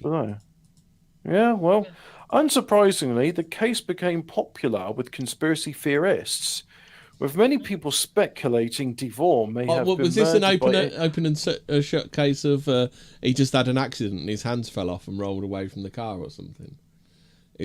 And he was found with the typewriter buried in his skull. Yeah. Well, that's because the car rolled over. Yeah, with many people speculating DeVore may have been murdered by anyone from Russian drug gangs to the CIA, also known as the CIA, CIA. In addition to DeVore having no hands, numerous things about the official. Oh, how does he steer? Terribly. Yeah. Numerous things about the official report are suspicious. His laptop. We're only joking containing the because this script. is very, very. It's very, very depressing. It's gallows humour, you know. Yeah. We got to treat it with the gravity it deserves. Yeah. You see, his laptop containing the script, The Big Steal, and his gun were missing. Oh. Screenwriters like, I need you to hand in your typewriter and your gun. Well, most scriptwriters don't have a gun. Hold on a minute. So, his laptop containing the script and his gun were missing. Yeah, that's why I'm saying it that way. I need you to hand in your laptop and your gun. It's like, but sir, I'm a screenwriter. It's like, trust me, when you get depressed enough, you're going to need that gun. No. I mean, Furthermore, it's written that it's like his gun was in his laptop because his laptop was containing the script and his gun. Oh yes, it's a big laptop. You see, in 1997, laptops weren't the sleek form factor devices which they are. It was no today. MacBook Air, was it? I believe the term, it wasn't so much laptop, but it was laptop in the sense that, you know how you can put a bag of cement onto your lap? Yeah. It's a laptop in that way. It's like you wouldn't want to, but you could do it if you. Laptops are that big that you could slip guns in there. Laptops, right? There was one point Honda was like, what if we made like a scooter which was a laptop and you could just use it as your carry-on luggage? And they did it, but then the yeah. FAA See, Alphabet Cat knows. no. He said he had a hunch. He said a crooked back. Yeah, exactly. We don't know. He had a crooked back and he had a gun in his laptop. Like, you would have thought this would be an open shut case because there ain't that many people walking around like that, is there? Is that the newest? No, you see in this. I just want to mention as well that like Honda's travel luggage with engine in it, the FAA said there's no way in how we're allowing this in any airport. So FAA, being the fun police that they are, said no, you can't have a motorized scooter luggage. They still do that to the day, but it does no, 30 mile an hour. I bet it did about 30 mile an hour and all, didn't it, as well? Like bombing through an airport at 30 mile an hour on a death machine, on a suitcase death machine. You call it a death machine. I call it Honda's stroke of genius, where the fun police said you're not allowed to use it. But it was literally like a full-fledged moped, and like the carry handle was also the steering bars. But yeah, it was a great idea. You know, people back in the 60s and 70s, they just they're incredible. So anyway, The Big Steal. Yeah, right. And his gun. So furthermore, his laptop contained his script and his gun. Do you think it was one of those case guns? Like, you know, the Secret Service got a briefcase with machine guns in it. Do you think it was like... Is this his laptop?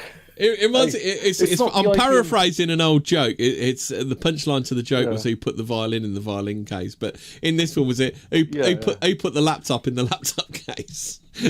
Yeah, that's it. Yeah, it's like it's not the IBM ThinkPad. It's the IBM Murder Pad. Furthermore, the like that kid's gun in RoboCop 2. You know, like the lunchbox gun that the kids got in RoboCop 2. Oh man. And do you remember it was like that shade of blue as well? That was a cool gun. I like that gun. So you see, furthermore, the California aqueduct was searched extensively during the initial disappearance. No success, and it showed no signs of impact. For the official account to work, DeVore would have to have had driven 3 miles against traffic without being seen. Finally, DeVore's lights weren't on, so the drive would have been in complete darkness. According to Hollywood private investigator Donald Crutchfield, who worked for the likes of Judy Garland, Frank Sinatra, and Marlon Brando, Evel Knievel on his best night couldn't do that. This all seems none of those actors were prolific stuntmen. So I don't know why they're going to him for quotes on what Evil Knievel could and couldn't do. Was Judy Garland big at jumping through fiery hoops on motorbikes? Then was she? Right. So the one being quoted is Hollywood private investigator Donald Crutchfield. Yeah. And then they name drop like people he's worked for. So this quote of Evil Knievel as best night couldn't do that is from Donald Crutchfield. Yeah, but that's what I mean. Working for those people, you wouldn't really have it wouldn't give you a great perspective on what Evil Knievel couldn't do. I don't think Judy Garland was into jumping double decker buses. I think it was an expression of. I think it was an expression of speech. Is what he was trying to say is. It's highly implausible that he would have been able. He's worked for famous people, therefore he knows exactly what he's talking about. I think they're trying to do some sort of name dropping, aren't they? I think it's safe to say that driving against the traffic for 3 miles without your lights on is an implausible event. Yeah. But then again, Jill Dando's murderer was that retard who jumped all those buses on roller skates. On roller skates, that's a great episode. But by the way, whenever we come up to doing our next 100 episodes retrospective, I really want to do the Jill Dando one again because that's that was an amazing episode. Oh, you know what? We're 8 episodes away. Yeah, guys, you're gonna have to start on the Fortean Words chat, putting in episodes you want us to cover. I mean, we'll probably cover all of them, but I definitely want to be talking about that one again. Oh man, I'm looking forward to the 300th episode, Spooktacular. Now, we called an episode Halloween episode of Spooktacular. Yeah. Episode 95. Yeah. This all seems unbelievable, and it's exactly what made Dr. Alfred spend 10 years investigating whether someone or some organization killed DeVore. It's very difficult to actually prove something. What, are they ruling out suicide? They're a bit premature in that, aren't they? Yeah. He explained, well, chop your own hands off. Well, you remember that? You remember that episode when Vivian put his head out the train window? It could have been like that. Well, I'm just thinking, how do you chop both hands off? Because the first hand, all right, that's painful, but you can do it. Yeah. But then the second hand, it's just like, right, let me just pick up the cleaver or axe or whatever it is I use to chop this. Yeah. How do you do it? And all I can think is, right. And they didn't say he had axes strapped to his forearms, because if I was going to be involved in a CIA-style assassination thing... I don't know, Hobbit, you're starting to sound like a swivel-eyed conspiracy theorist to me, Hobbit. But if I was to do this right, Hammy, what I would do is I'd have 2 axes strapped to my forearms. Yeah. And the first blow, I'm swinging it and I'm chopping one hand off, right? Yeah. And then the next one, I have to hope that the blood doesn't make the straps fall off, and then I chop my other hand off, and then hopefully I bleed out from this. This is what I would do if the CIA says you have to make it look like a suicide, but do it in a really implausible way. But you see, the problem is the person who's supervising my suicide attempt. By the way, YouTube moderation team, I'm not suicidal. Jesus Christ is my Lord and Savior, through whom I live for eternity. What I'm trying to say is there's got to be someone to supervise you afterwards to take the axe that are strapped off your forearms. What I've always wondered is, I always say this, if these things aren't conspiracies, why do they try so hard to try and make them look like conspiracies when they're not? Well, the only way I can think that you could legitimately do this is if you're if it's an industrial accident, it's a sheet metal cutting machine and you've put your hands in it, because it's pretty grisly, but that could work. Maybe Gary DeVore worked in a factory in China. Do you think Gary DeVore was a contestant for a Live Leak video? Anyway, so he says it's very difficult to prove something happened, like a murder. He explains. I think the hands missing is a big clue. It's a big clue. But he said. But you can prove that something didn't happen, like an impossible accident. How could you possibly turn around on the motorway and drive 3 miles against traffic with your lights off? I don't think you can see the wood for the trees, because he's really not honing in on the missing hands bit enough. I really hope that I hope if I read this that all will be revealed, because I want to know more about these missing hands. I keep. Oh no, don't make that association. No, don't. I'll save it till after the show. Yeah. Right. But you can prove that something didn't happen, like an impossible accident. How do you possibly turn around on the motorway to drive 3 miles against the traffic with your lights off? If those facts are accurate and the range of experts say it is not possible, I don't want to be that guy, but I don't want to be that guy. But he literally could have just turned his lights off just before he had the accident. Yeah, he didn't necessarily have to drive the whole way with the lights off, did he? Well, the only other thing I'm thinking, what they're trying to say there is like, look, if he's travelling for 3 miles against traffic on the motorway, surely people would have noticed, like, hey, that car's going the wrong way. Yeah. And then if they're trying to say what, there would have been at least a police report, wouldn't there? Yeah, but even if you've got your lights turned off, surely people go, holy shit, it's a car and it's going the wrong way. Well, they're all too scared to flash him because of the urban myth, weren't they? Urban myth? You don't know the urban myth about not flashing your headlights at people. In America, right. it's the urban myth is that it's a gang initiation. So you drive along with your lights off, and the first person that flashes you, you chase them down and murder them. It's a gang initiation thing. I've never heard of that. You've never heard that? No. Urban legend. No. Oh, okay. So that there might be a plausible, because this was the 80s or 90s, and that was still strongly thought about. Yep. So if those facts are accurate and the range of experts say it's not possible, then I go as far as to say you've proven the first state-sponsored killing in the United States. Well, hang on. Wasn't John what's the F for? Fiona? Fitzgerald. Kennedy. Fitzgerald. Oh, Kennedy. Blimey. I mean, Fitzgerald probably is. That sounds like a man's name. I mean, He's last Irish. episode, he's remember, Irish, isn't he? So it's got to be. You mean Jack? We you mean did Jack that's short for John Kennedy? No, John. That's short for Jonathan Kennedy. Jonathan Fitzgerald. Hobbit. Have you not counted the letters? Like Jack is definitely short for John. Do you know what really annoys me about that, right? They say, oh, well, Jacques is like the French version of John, but in French they have John, and they also have Jean. Yeah. And not only that, but like one of my relatives is called Jean-Jacques.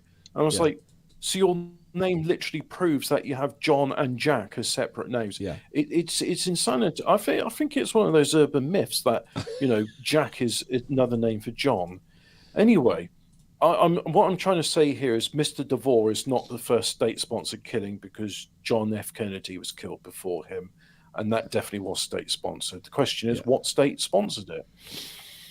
So where are we? State-sponsored killing. Right. So Alfred's investigation into DeVore's death has resulted in an award-winning documentary directed by William Westerway and released in 2014. What's the documentary called? Because I see it in a book released this April. Both of them are titled "The Writer with No Hands," an updated version of the film intended for. Surely it should have been called "Look, Ma, No Hands." Wouldn't that make it a little more whimsical? Well, yeah. Well, I don't know. Not everybody's got a flair for the humorous that we've got, Hemi. So there is that. Yeah, you've got to bear that in mind. Yeah. Just to add a little more mystery, when the initial website for the documentary was launched, it was immediately taken down. Whoever did it removed all traces of the attack from the code. Oh. Well, that would be the logs, but never mind. You were going to, Yeah. So anyway, the Writer with No Hands reveals numerous previously unknown facts about the case. A hand bones recovered from the river. Now, that's bones from a hand, not bones from a pot pig, because I know people like saying ham bone. Yeah. The hand bones recovered from the river were incomplete. Well, the official report stated... I hate it when you hear these things, and most of them have a plausible explanation. Obviously, the hands being in the river is weird, but the hand bones being incomplete isn't weird because of like predation and stuff like that, especially in a river. Well, what annoys me about this story is it doesn't really explain that much. I remember halfway through it, I'm just like, can you explain how the hands were removed or what the cuts were? Where they were found. The official report, how far was the car from the hands? Well, hang on. This is the next bit, right? Which to me, it's like, what does this statement mean? So I have to read the previous bit so you got context. The hand bones recovered from the river were incomplete. The official report stated there were 23, when actually there were just 3. Now, look, I'm not a human anatomy expert, but I'm pretty sure people have 2 hands. So what's this thing about 23 missing hands? Hand bones. I think he's talking about like the metatarsals and stuff. Oh, no, sorry, I overlooked that statement. That you see, that's the thing. I wasn't focusing on it because I was conversationing. That's it. So, right, this goes on to explain. These did not include Gary's deformed left little finger, which would have been an obvious identifier. The human hand is made up of 27 bones. Right, and it was impossible. So they only found one hand. The official report stated there were 23, when actually there were just 3. So what is it, 23 or is it 3? It's not 27. Anyway. Well, there are 27 bones in the human hand, so this is only one hand that they found. I'm just saying that. Let's move on with this bit because there's another bit which clears it up here. It says, these did not include Gary's deformed left little finger, which would have been an obvious identifier, and it was impossible to extract DNA from them because they were too old. So there you go, it's somebody else's hands. Alfred's film suggests, well, I mean, if it's too old, it's like it's somebody else's. If it's too old, there's actually on the thumbnail there's a picture of the fingers, and like they're very, very worn and that. Like they've been in the how long have they been in the water? Like we don't even know how long they've been in the water. There's so much important information missing from this, isn't there? Yeah. Well, I mean, that's why if I can find this film, I'll give it a watch. Yeah. Alfred's film suggests that men claiming to be government agents entered Gary's house. If anybody can find information about this film, do please put it in the Fortean Words Telegram chat, which is t.me/Fortean Words. There we go. I was trying to remember what the channel was called. Right. Hold on. I've just got something real. I'm just looking at Gary DeVore's Wikipedia. So do you remember we mentioned the film about Chuck Barris, where he was a quiz show guy that was a CIA hitman? Oh, that's nice. DeVore began his writing career in the late 1960s on shows like Chuck Barris The Newlywed Game. Okay, that's interesting. That is weird, isn't it? That is interesting. Yeah. That's interesting. So, right. Alfred's film suggests that men claiming to be government agents entered Gary's house and removed more information about the script in the days following his disappearance. And there is no record of the final phone call Gary made to his wife, in which he claimed, "I'm pumping pure adrenaline here." Multiple witnesses also reported an unmarked black helicopter taking pictures of the vehicle as retrieved in 1998. That was a big thing as well, like the black helicopters, which people claim. Right. So some context, Hobbit, is a year later, he and his Ford Explorer were discovered submerged below a bridge over the aqueduct in Palmdale, California. Yeah, well, look, I'm not a forensics expert. I'm not saying I am, but like it took you a year to find his hands, and it's saying he was too old, but his body wasn't too old. So, the hand bones were found nearby, but could not be conclusively identified as DeVore's. Yeah, because it's missing the easy identifiers, like his deformed little left finger. Yeah.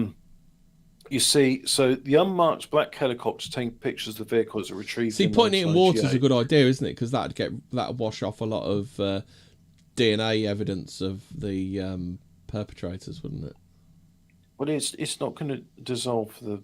Oh yeah, I see what you mean. Yeah. Alfred discovered this was. Well, I assume whoever did it was wearing gloves, so there wouldn't be any traces. Yeah, but it would definitely stuff found in water, like getting actual DNA evidence and stuff like that is very, very difficult. Okay. Alfred discovered that this is neither a police helicopter nor from a nearby Air Force base. So the black helicopter, no one knows where it's from. Alfred presented his findings to the Santa Barbara Sheriff's Department and requested a file on DeVore, which was 600 pages long and marked confidential. However, because of his new information, they said you may need to reopen the criminal investigation and therefore cannot release the file. Alfred's evidence seemed to show that there was, at best, an honest but blatant error regarding the hand bones, but he felt that the sheriff's department was always unwilling to engage with him. The police pretended to take it extremely seriously, but did not take it all seriously. The police should have long ago reinvestigated and evaluated what went wrong in the handling of this, he told me. Alfred also learned that DeVore had a working relationship with the CIA. DeVore's ex-wife and widow recalled the phone calls from people pertaining to be with government services. It doesn't say pretend; it says people pertaining to be with government services. I remember him working with Don. It's kind of the right-ish word, isn't it? Pertaining means to do with, but they've kind of like it's an incorrect usage, isn't it? Well, it's like if you said people pertinent to government services, I'd say yeah, but pertaining to be with government services is just bad grammar. It's just again, let's just muscle through this. Yeah. And remembered him working on documents with Cyrillic writing that he would not explain. Why don't they just say just working on Cyrillic documents? Anyway, it was in fact his widow Wendy. Remember, online journalists are paid by the word, Hobbit. Just remember that. Yeah, but it's too bad they don't have a sound grasp of the English language. Yeah. Isn't they say those that can't teach teach PE. Those can't do PE do journalism. It's like, I want to go to journalist school. It's like, well, I'm no good at English. It's like, oh well, that's fine. You'll fit in just fine here then. To paraphrase Red Dwarf, I went to college. I went to journalism school. How did you go to journalism school? Easy. I failed all my exams and applied. They snapped me up. Yeah, that's it.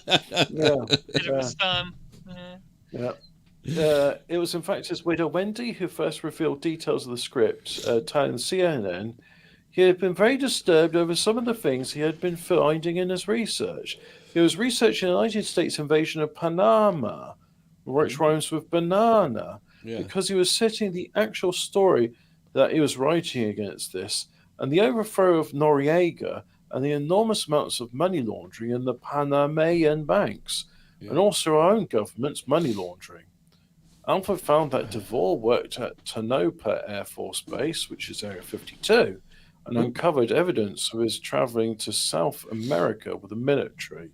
What I'd like to know is what happened to areas 1 to 50? Why do we need to talk about Area 51? DeVore knew Chase Brandon, the face of the Sears Hollywood office in the 1980s. Brandon is Tommy Lee Jones's cousin and met DeVore when DeVore was Jones's best man in 1981. DeVore's publicist, Michael Sands, claimed to work with. Now we know how Tommy Lee Jones has such a long and storied acting career. I really didn't like No Country for Old Men. It's like, was Tommy Lee Jones in that? Why is Tommy Lee Jones in that film? He does literally nothing. His role in that is as important as the two bumbling detectives in Circuitry Man.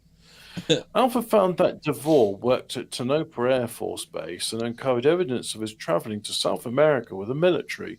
DeVore knew Chase Brown. Oh, he said that bit.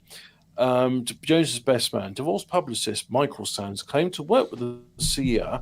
An award-winning AP journalist, Linda Deutsch, described him as very tied into the military.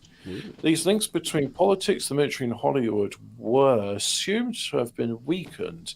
In 1975, it was revealed the CIA had infiltrated all aspects of the news and entertainment media as part of Operation Mockingbird. Spoilers.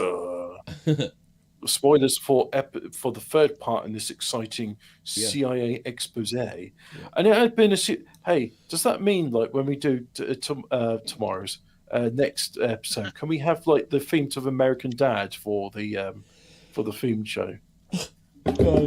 God, they will do that. Just remind me. Good morning, CIA. We've got a paranormal investigation show for you.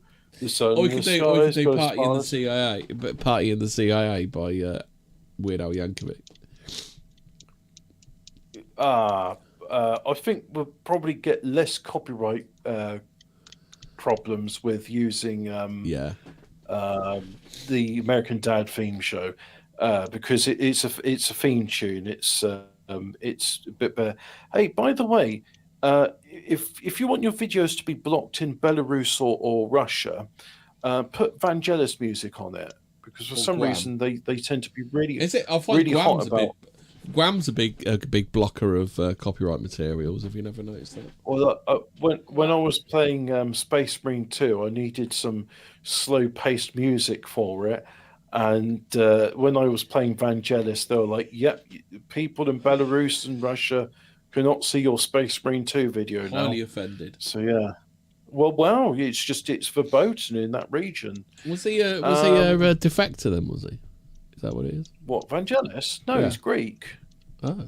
No, he's got nothing to do with because I don't think the Eastern Bloc took over Greece during that horrible period, the Cold War.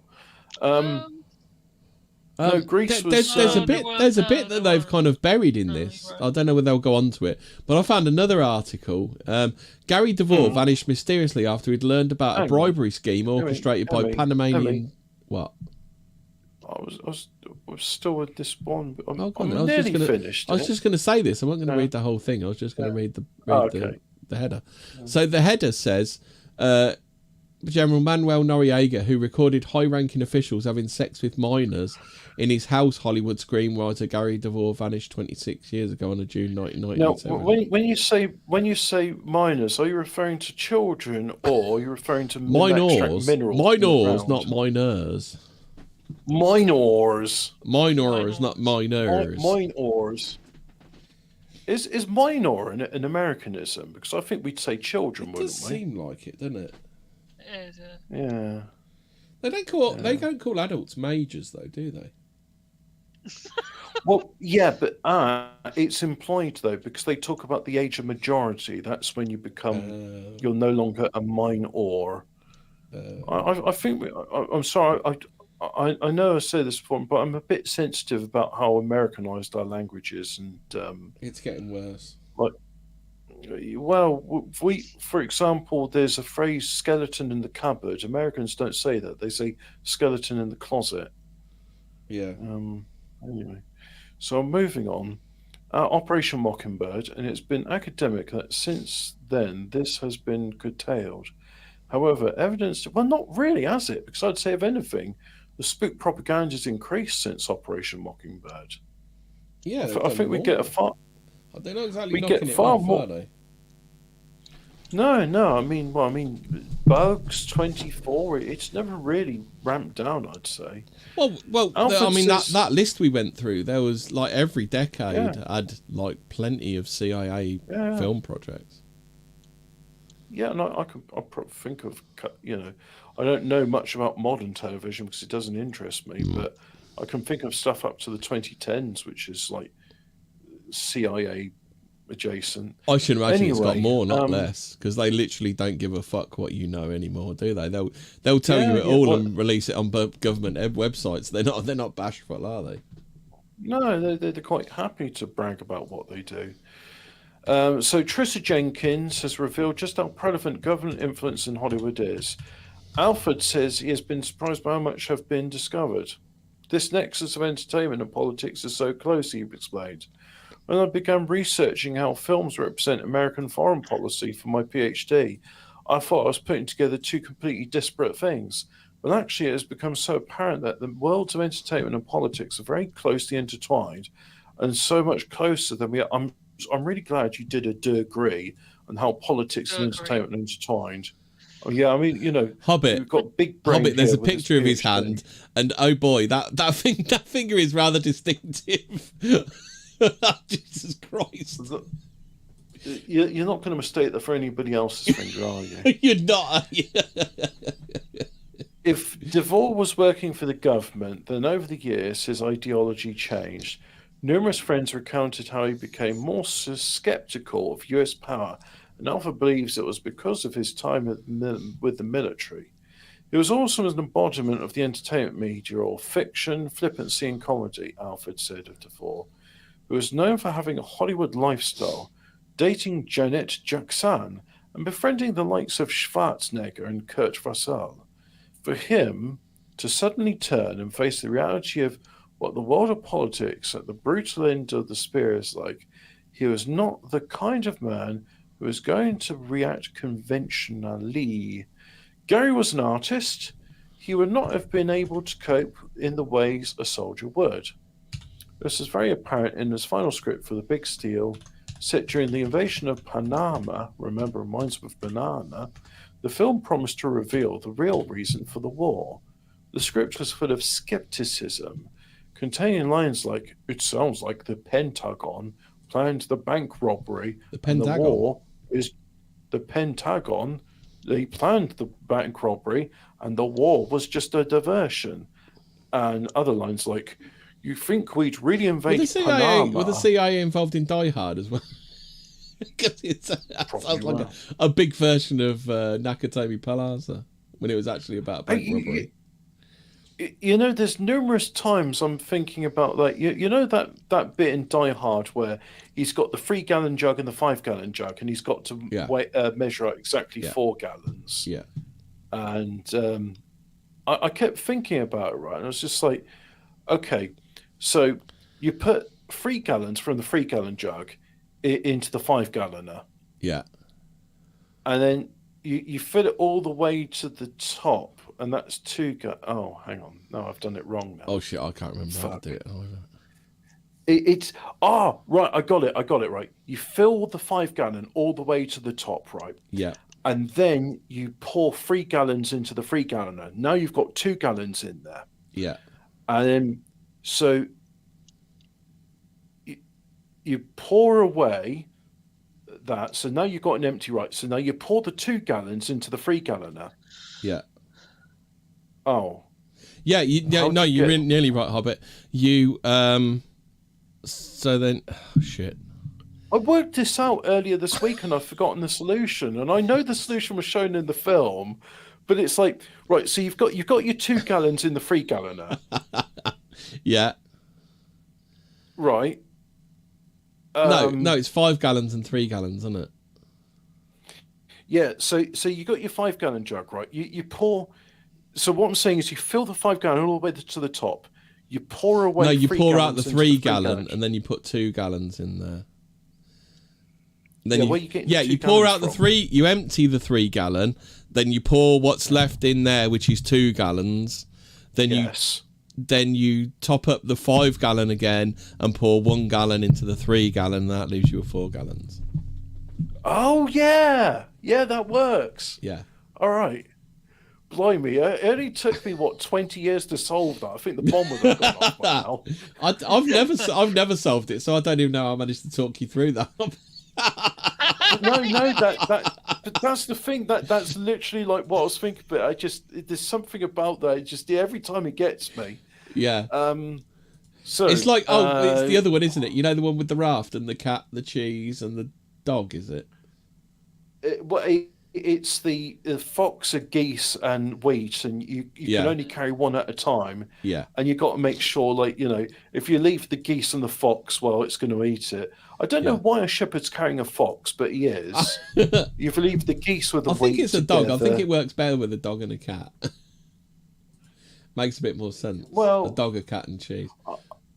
Mouse, a cat, and cheese? Well, but you have to assume that cats don't like eating cheese. All right. What if we assume it's wheat, geese, and a dog, or a wolf and a because a dog definitely wouldn't eat wheat, would it? Well, that's what I'm saying. Maybe if it's a fox, because I've seen dogs eat like fox poo before, so you know, I think they would eat wheat. I've seen dogs eating slippers before, you know, and slippers are inedible, but they'll eat them. Yeah. And they also eat dog food, which is absolutely inedible. And they seem to enjoy dog food as well. That's the other thing as well. Like, I was reading this dog food. Oh, dogs have such a sensitive sense of smell. Yeah, they eat dog food. Fuck off, do they? Yeah, they got a really sensitive sense of smell, and they can see like sniff out cancerous tumors and drugs hidden in cars. Yeah. But they also really love sticking their snout into fox scat and rolling around in it. It was because I think I watched the. Do you remember the Wolf in Your House? The Desmond Morris. To me, it just because he explained how good a dog's sense of smell is. So you smell cooking and you just like smell the whole thing added together, and that's how you smell. A dog can smell each individual ingredient that goes into that. That is actually in the pan. Bullshit. That's literally how dogs can sniff cancer on someone's breath. Yeah. No, they can't. Yes, they can. Yeah. Didn't you know about this? Like, they can sense. They can smell changes in your brain chemicals. Well, it's not just they know. That's how they train dogs to. Because there's that dog, isn't there? The ones that can do people who are epileptic. Interdimensional Lizard said it's the fox, the chicken, and the grain crossing the river. Yeah. Oh, I thought a mouse, cat, and cheese was the one I heard. Well, the one Interdimensional Lizard heard is that, and yeah. Well, that's easy. Then. You take the goose, and then you take the wheat. So the cat, the cat eats the fox. The fox will eat the goose, and the goose will eat the wheat. Right. And you can only carry two things at a time. No, you can only carry the shepherd and the wheat at the time. So it's only right. So you take the goose to the other side of the bank, right? And now you're taking the wheat. Well, whilst you go back to get the fox, the goose is going to eat the wheat. Right. Yeah. Okay. Right. Yeah. Oh, Interdimensional Lizard says it was in The Office series 1. Yeah. All right. No. Wait. So you got to carry the shepherd as well? Well, yeah, because the shepherd's the only one that can punt the fox isn't going to do the rowing, is he? No. So, and the goose just like with those three. It's not possible. It is possible. There is a solution to it. I don't remember what it was. You know that solution. Right. Do you want me to just read out the answer? Do you want... Yes, please. Yeah. This is the cat, mouse, and cheese one. So it's the cat, mouse, and cheese. Traveller Traveller takes the mouse across the stream first. Yeah, on the other side of the stream, we now have the traveller and the mouse. On the starting side, we have the cat and the cheese. This is safe because the cat won't eat the cheese. The traveller returns alone to the original side. On the other side of the stream, we just have the mouse. On the original side, we have the traveller, the cat, and the cheese.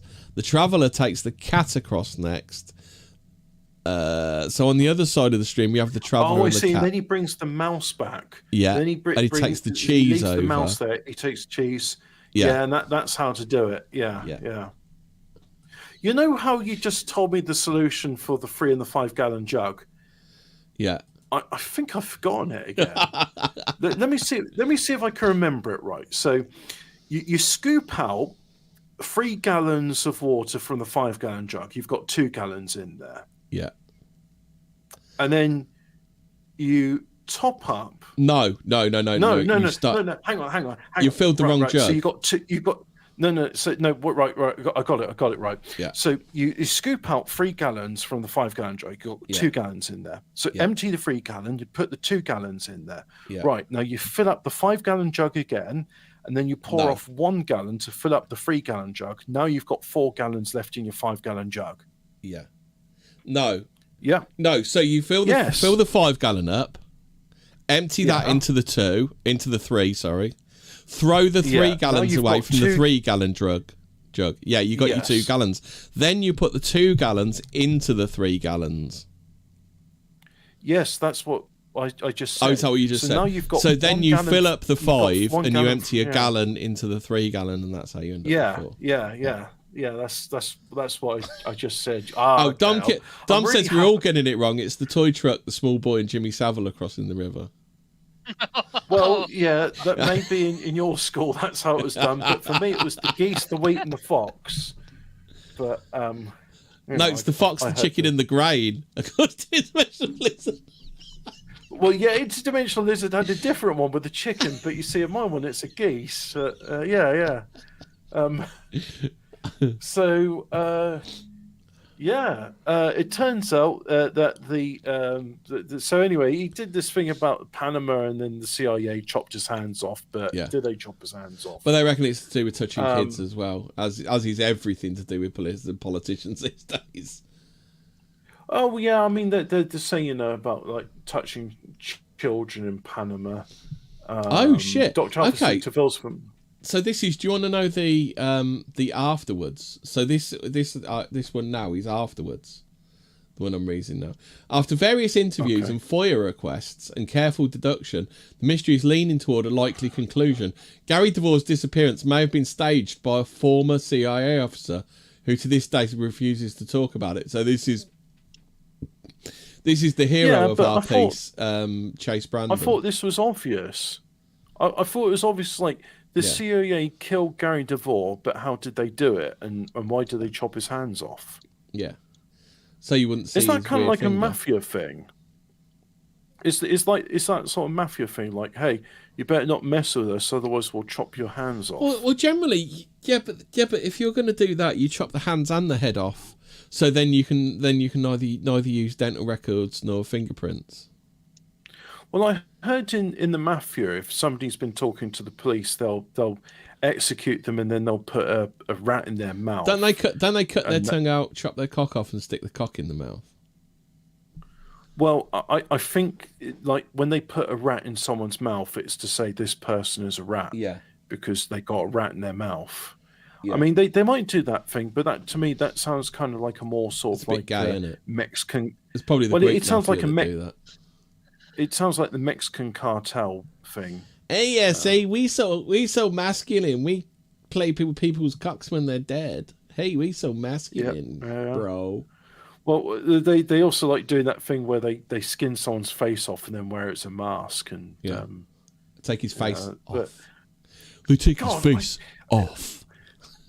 Isn't like the mafia, not mafia, the Mexican cartel really great with like skinning people alive and setting dogs on them and setting them on fire? Yeah, but that's just the same as a man who's speeding down a road. It's all crime, bro. It is. Yeah, it is. No difference whatsoever. Yeah. No, crime is crime is crime. So what else? DeVore's film may have presented the invasion as nothing more than diversion, which would allow the US into Panama to steal back incriminating photographs of senior US officials that Noriega could have used as blackmail. Oh, so they say Noriega was an Epstein. Oh, this is even weirder. So the ham bones, they chopped his hand off and chucked it in the back of the car. Well, why this search in the river? It's autopsy reports. It was ruled that the body or skeleton did not belong to Gary. So Gary might actually be alive. It's at this point you have to consider whether this is conspiracy theory. It's gone way too far. One review in POV magazine or POV magazine. Is that the magazine for povos? POV magazine. Povos, yeah. Questioned whether the subject of the film is really DeVore or Alfred himself. Alfred's so involved that he fails to recognise when Westway makes him the subject of the documentary. While Gary DeVore's death raises essential questions about the propaganda machine, the figurative disappearance of Mafia Alfred reveals the powers of all-consuming intellectualism. Only Hollywood escapism makes him believe that one can catch a fish that isn't even there. Alfred does pepper the writer with no hands with details on how researching DeVore impacted him. At times, the deeper Alfred got into tying the threads of the DeVore case together, the more his own life unravelled. Alfred was one of the perfect people to investigate DeVore, an expert in the ploppy ticks of Hollywood from a background in academia, who had the opportunity to devote himself to the case, and even he saw his personal life stretched to the limit by the research. Alfred would also be the first to admit that passionate interest could simply be the professional way of saying obsession. The extent to which he devoted himself to DeVore was not healthy, and the threat of him becoming a tinfoil hat-wearing conspiracy theory nutter remains constant throughout the book. When we got deep... What? When we got deep. when we got deep into some discussions, that he would catch himself and stop saying, I'm talking as though it's 2011, 2012 again. He described how far I'd been willing to go. We got footage of me driving down a motorway at night, and I turned off the headlights to see what happened. I immediately screamed and turned the lights back on.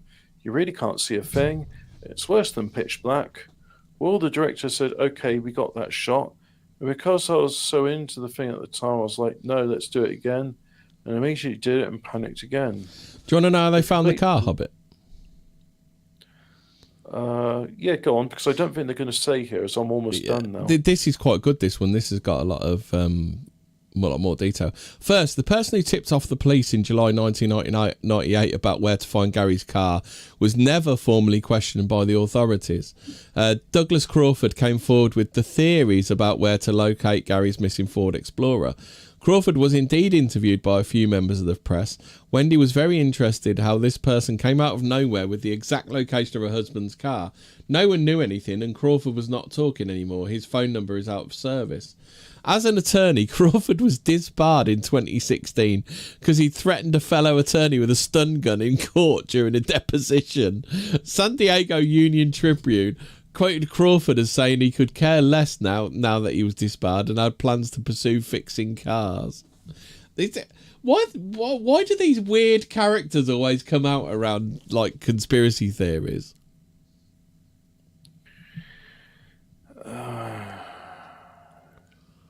Yeah. At one point, Crawford was also used as a source in a television episode of Crime Stories called The Russians Are Killing, about the case of two Russians who had murdered 5 people, including a film financier from Beverly Hills, and dumped the bodies into a lake near New Malones? I don't know. Canadian director Steve Allen has not returned a request for comment on why the television programme used Crawford as a source. What else? So the second possible... Go on then. Wow. I just want to say, because it's showing him wearing a shirt as well, Styx Hexenhammer 666 has been arrested by police. Oh, in a shirt? Last seen saying... Yeah, he's wearing a shirt and he's wearing a hat. He's wearing a busted tricorn hat like Cobes used to wear. Well, what did he do now? Styx has been discussing problems with and about his ex-girlfriends and his polycule together on the forum for the last week. Also, there's a Kiwi Farms thread about. So what's the arrest about?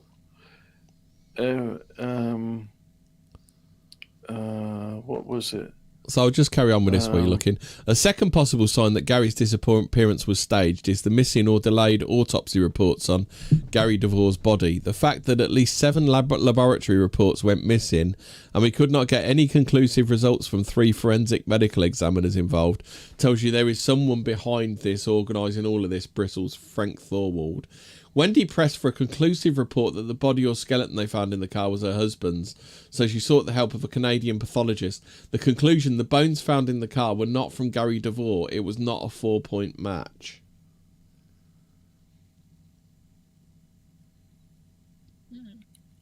I'm really getting distracted by this arrest photography because it looks like one of the arresting officers is Tim Paul, and I'm like, why is Tim Paul like standing behind Styx Hexenhammer when he's handcuffed? We're about done now anyway, aren't we? Well, I should think so. I mean, suffice to say, the article sort of things with this whole thing is such a house of cards. He says we finished a discussion. Anything could have tipped it. And who knows? He had a perfect conspirator, maybe it did. So it's a big article that gives you a whole bunch of mystery boxes, and over and all, very unsatisfying. Yeah, I think it's pretty. I'd say there's a very good chance that that's not Gary's body in that Ford Explorer. So where is Gary's body being? Well, the it's certainly not his hand. Yeah, because that hand is not his. That's pretty distinctive, isn't it? That little pinky. It's literally at a fucking right angle from the rest of his hand. So Gary DeVore also chased Brandon up to this in this up to his fucking nuts. So yeah.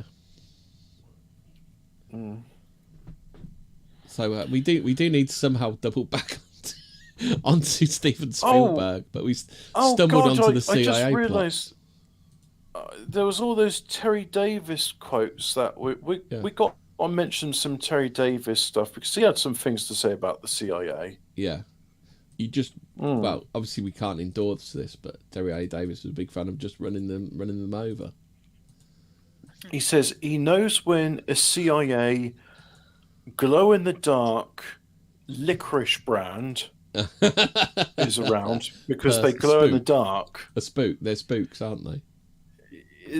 Well, he called them a different term, you see, and I'm trying to be PC about it because Terry Davis was not PC at all in his language.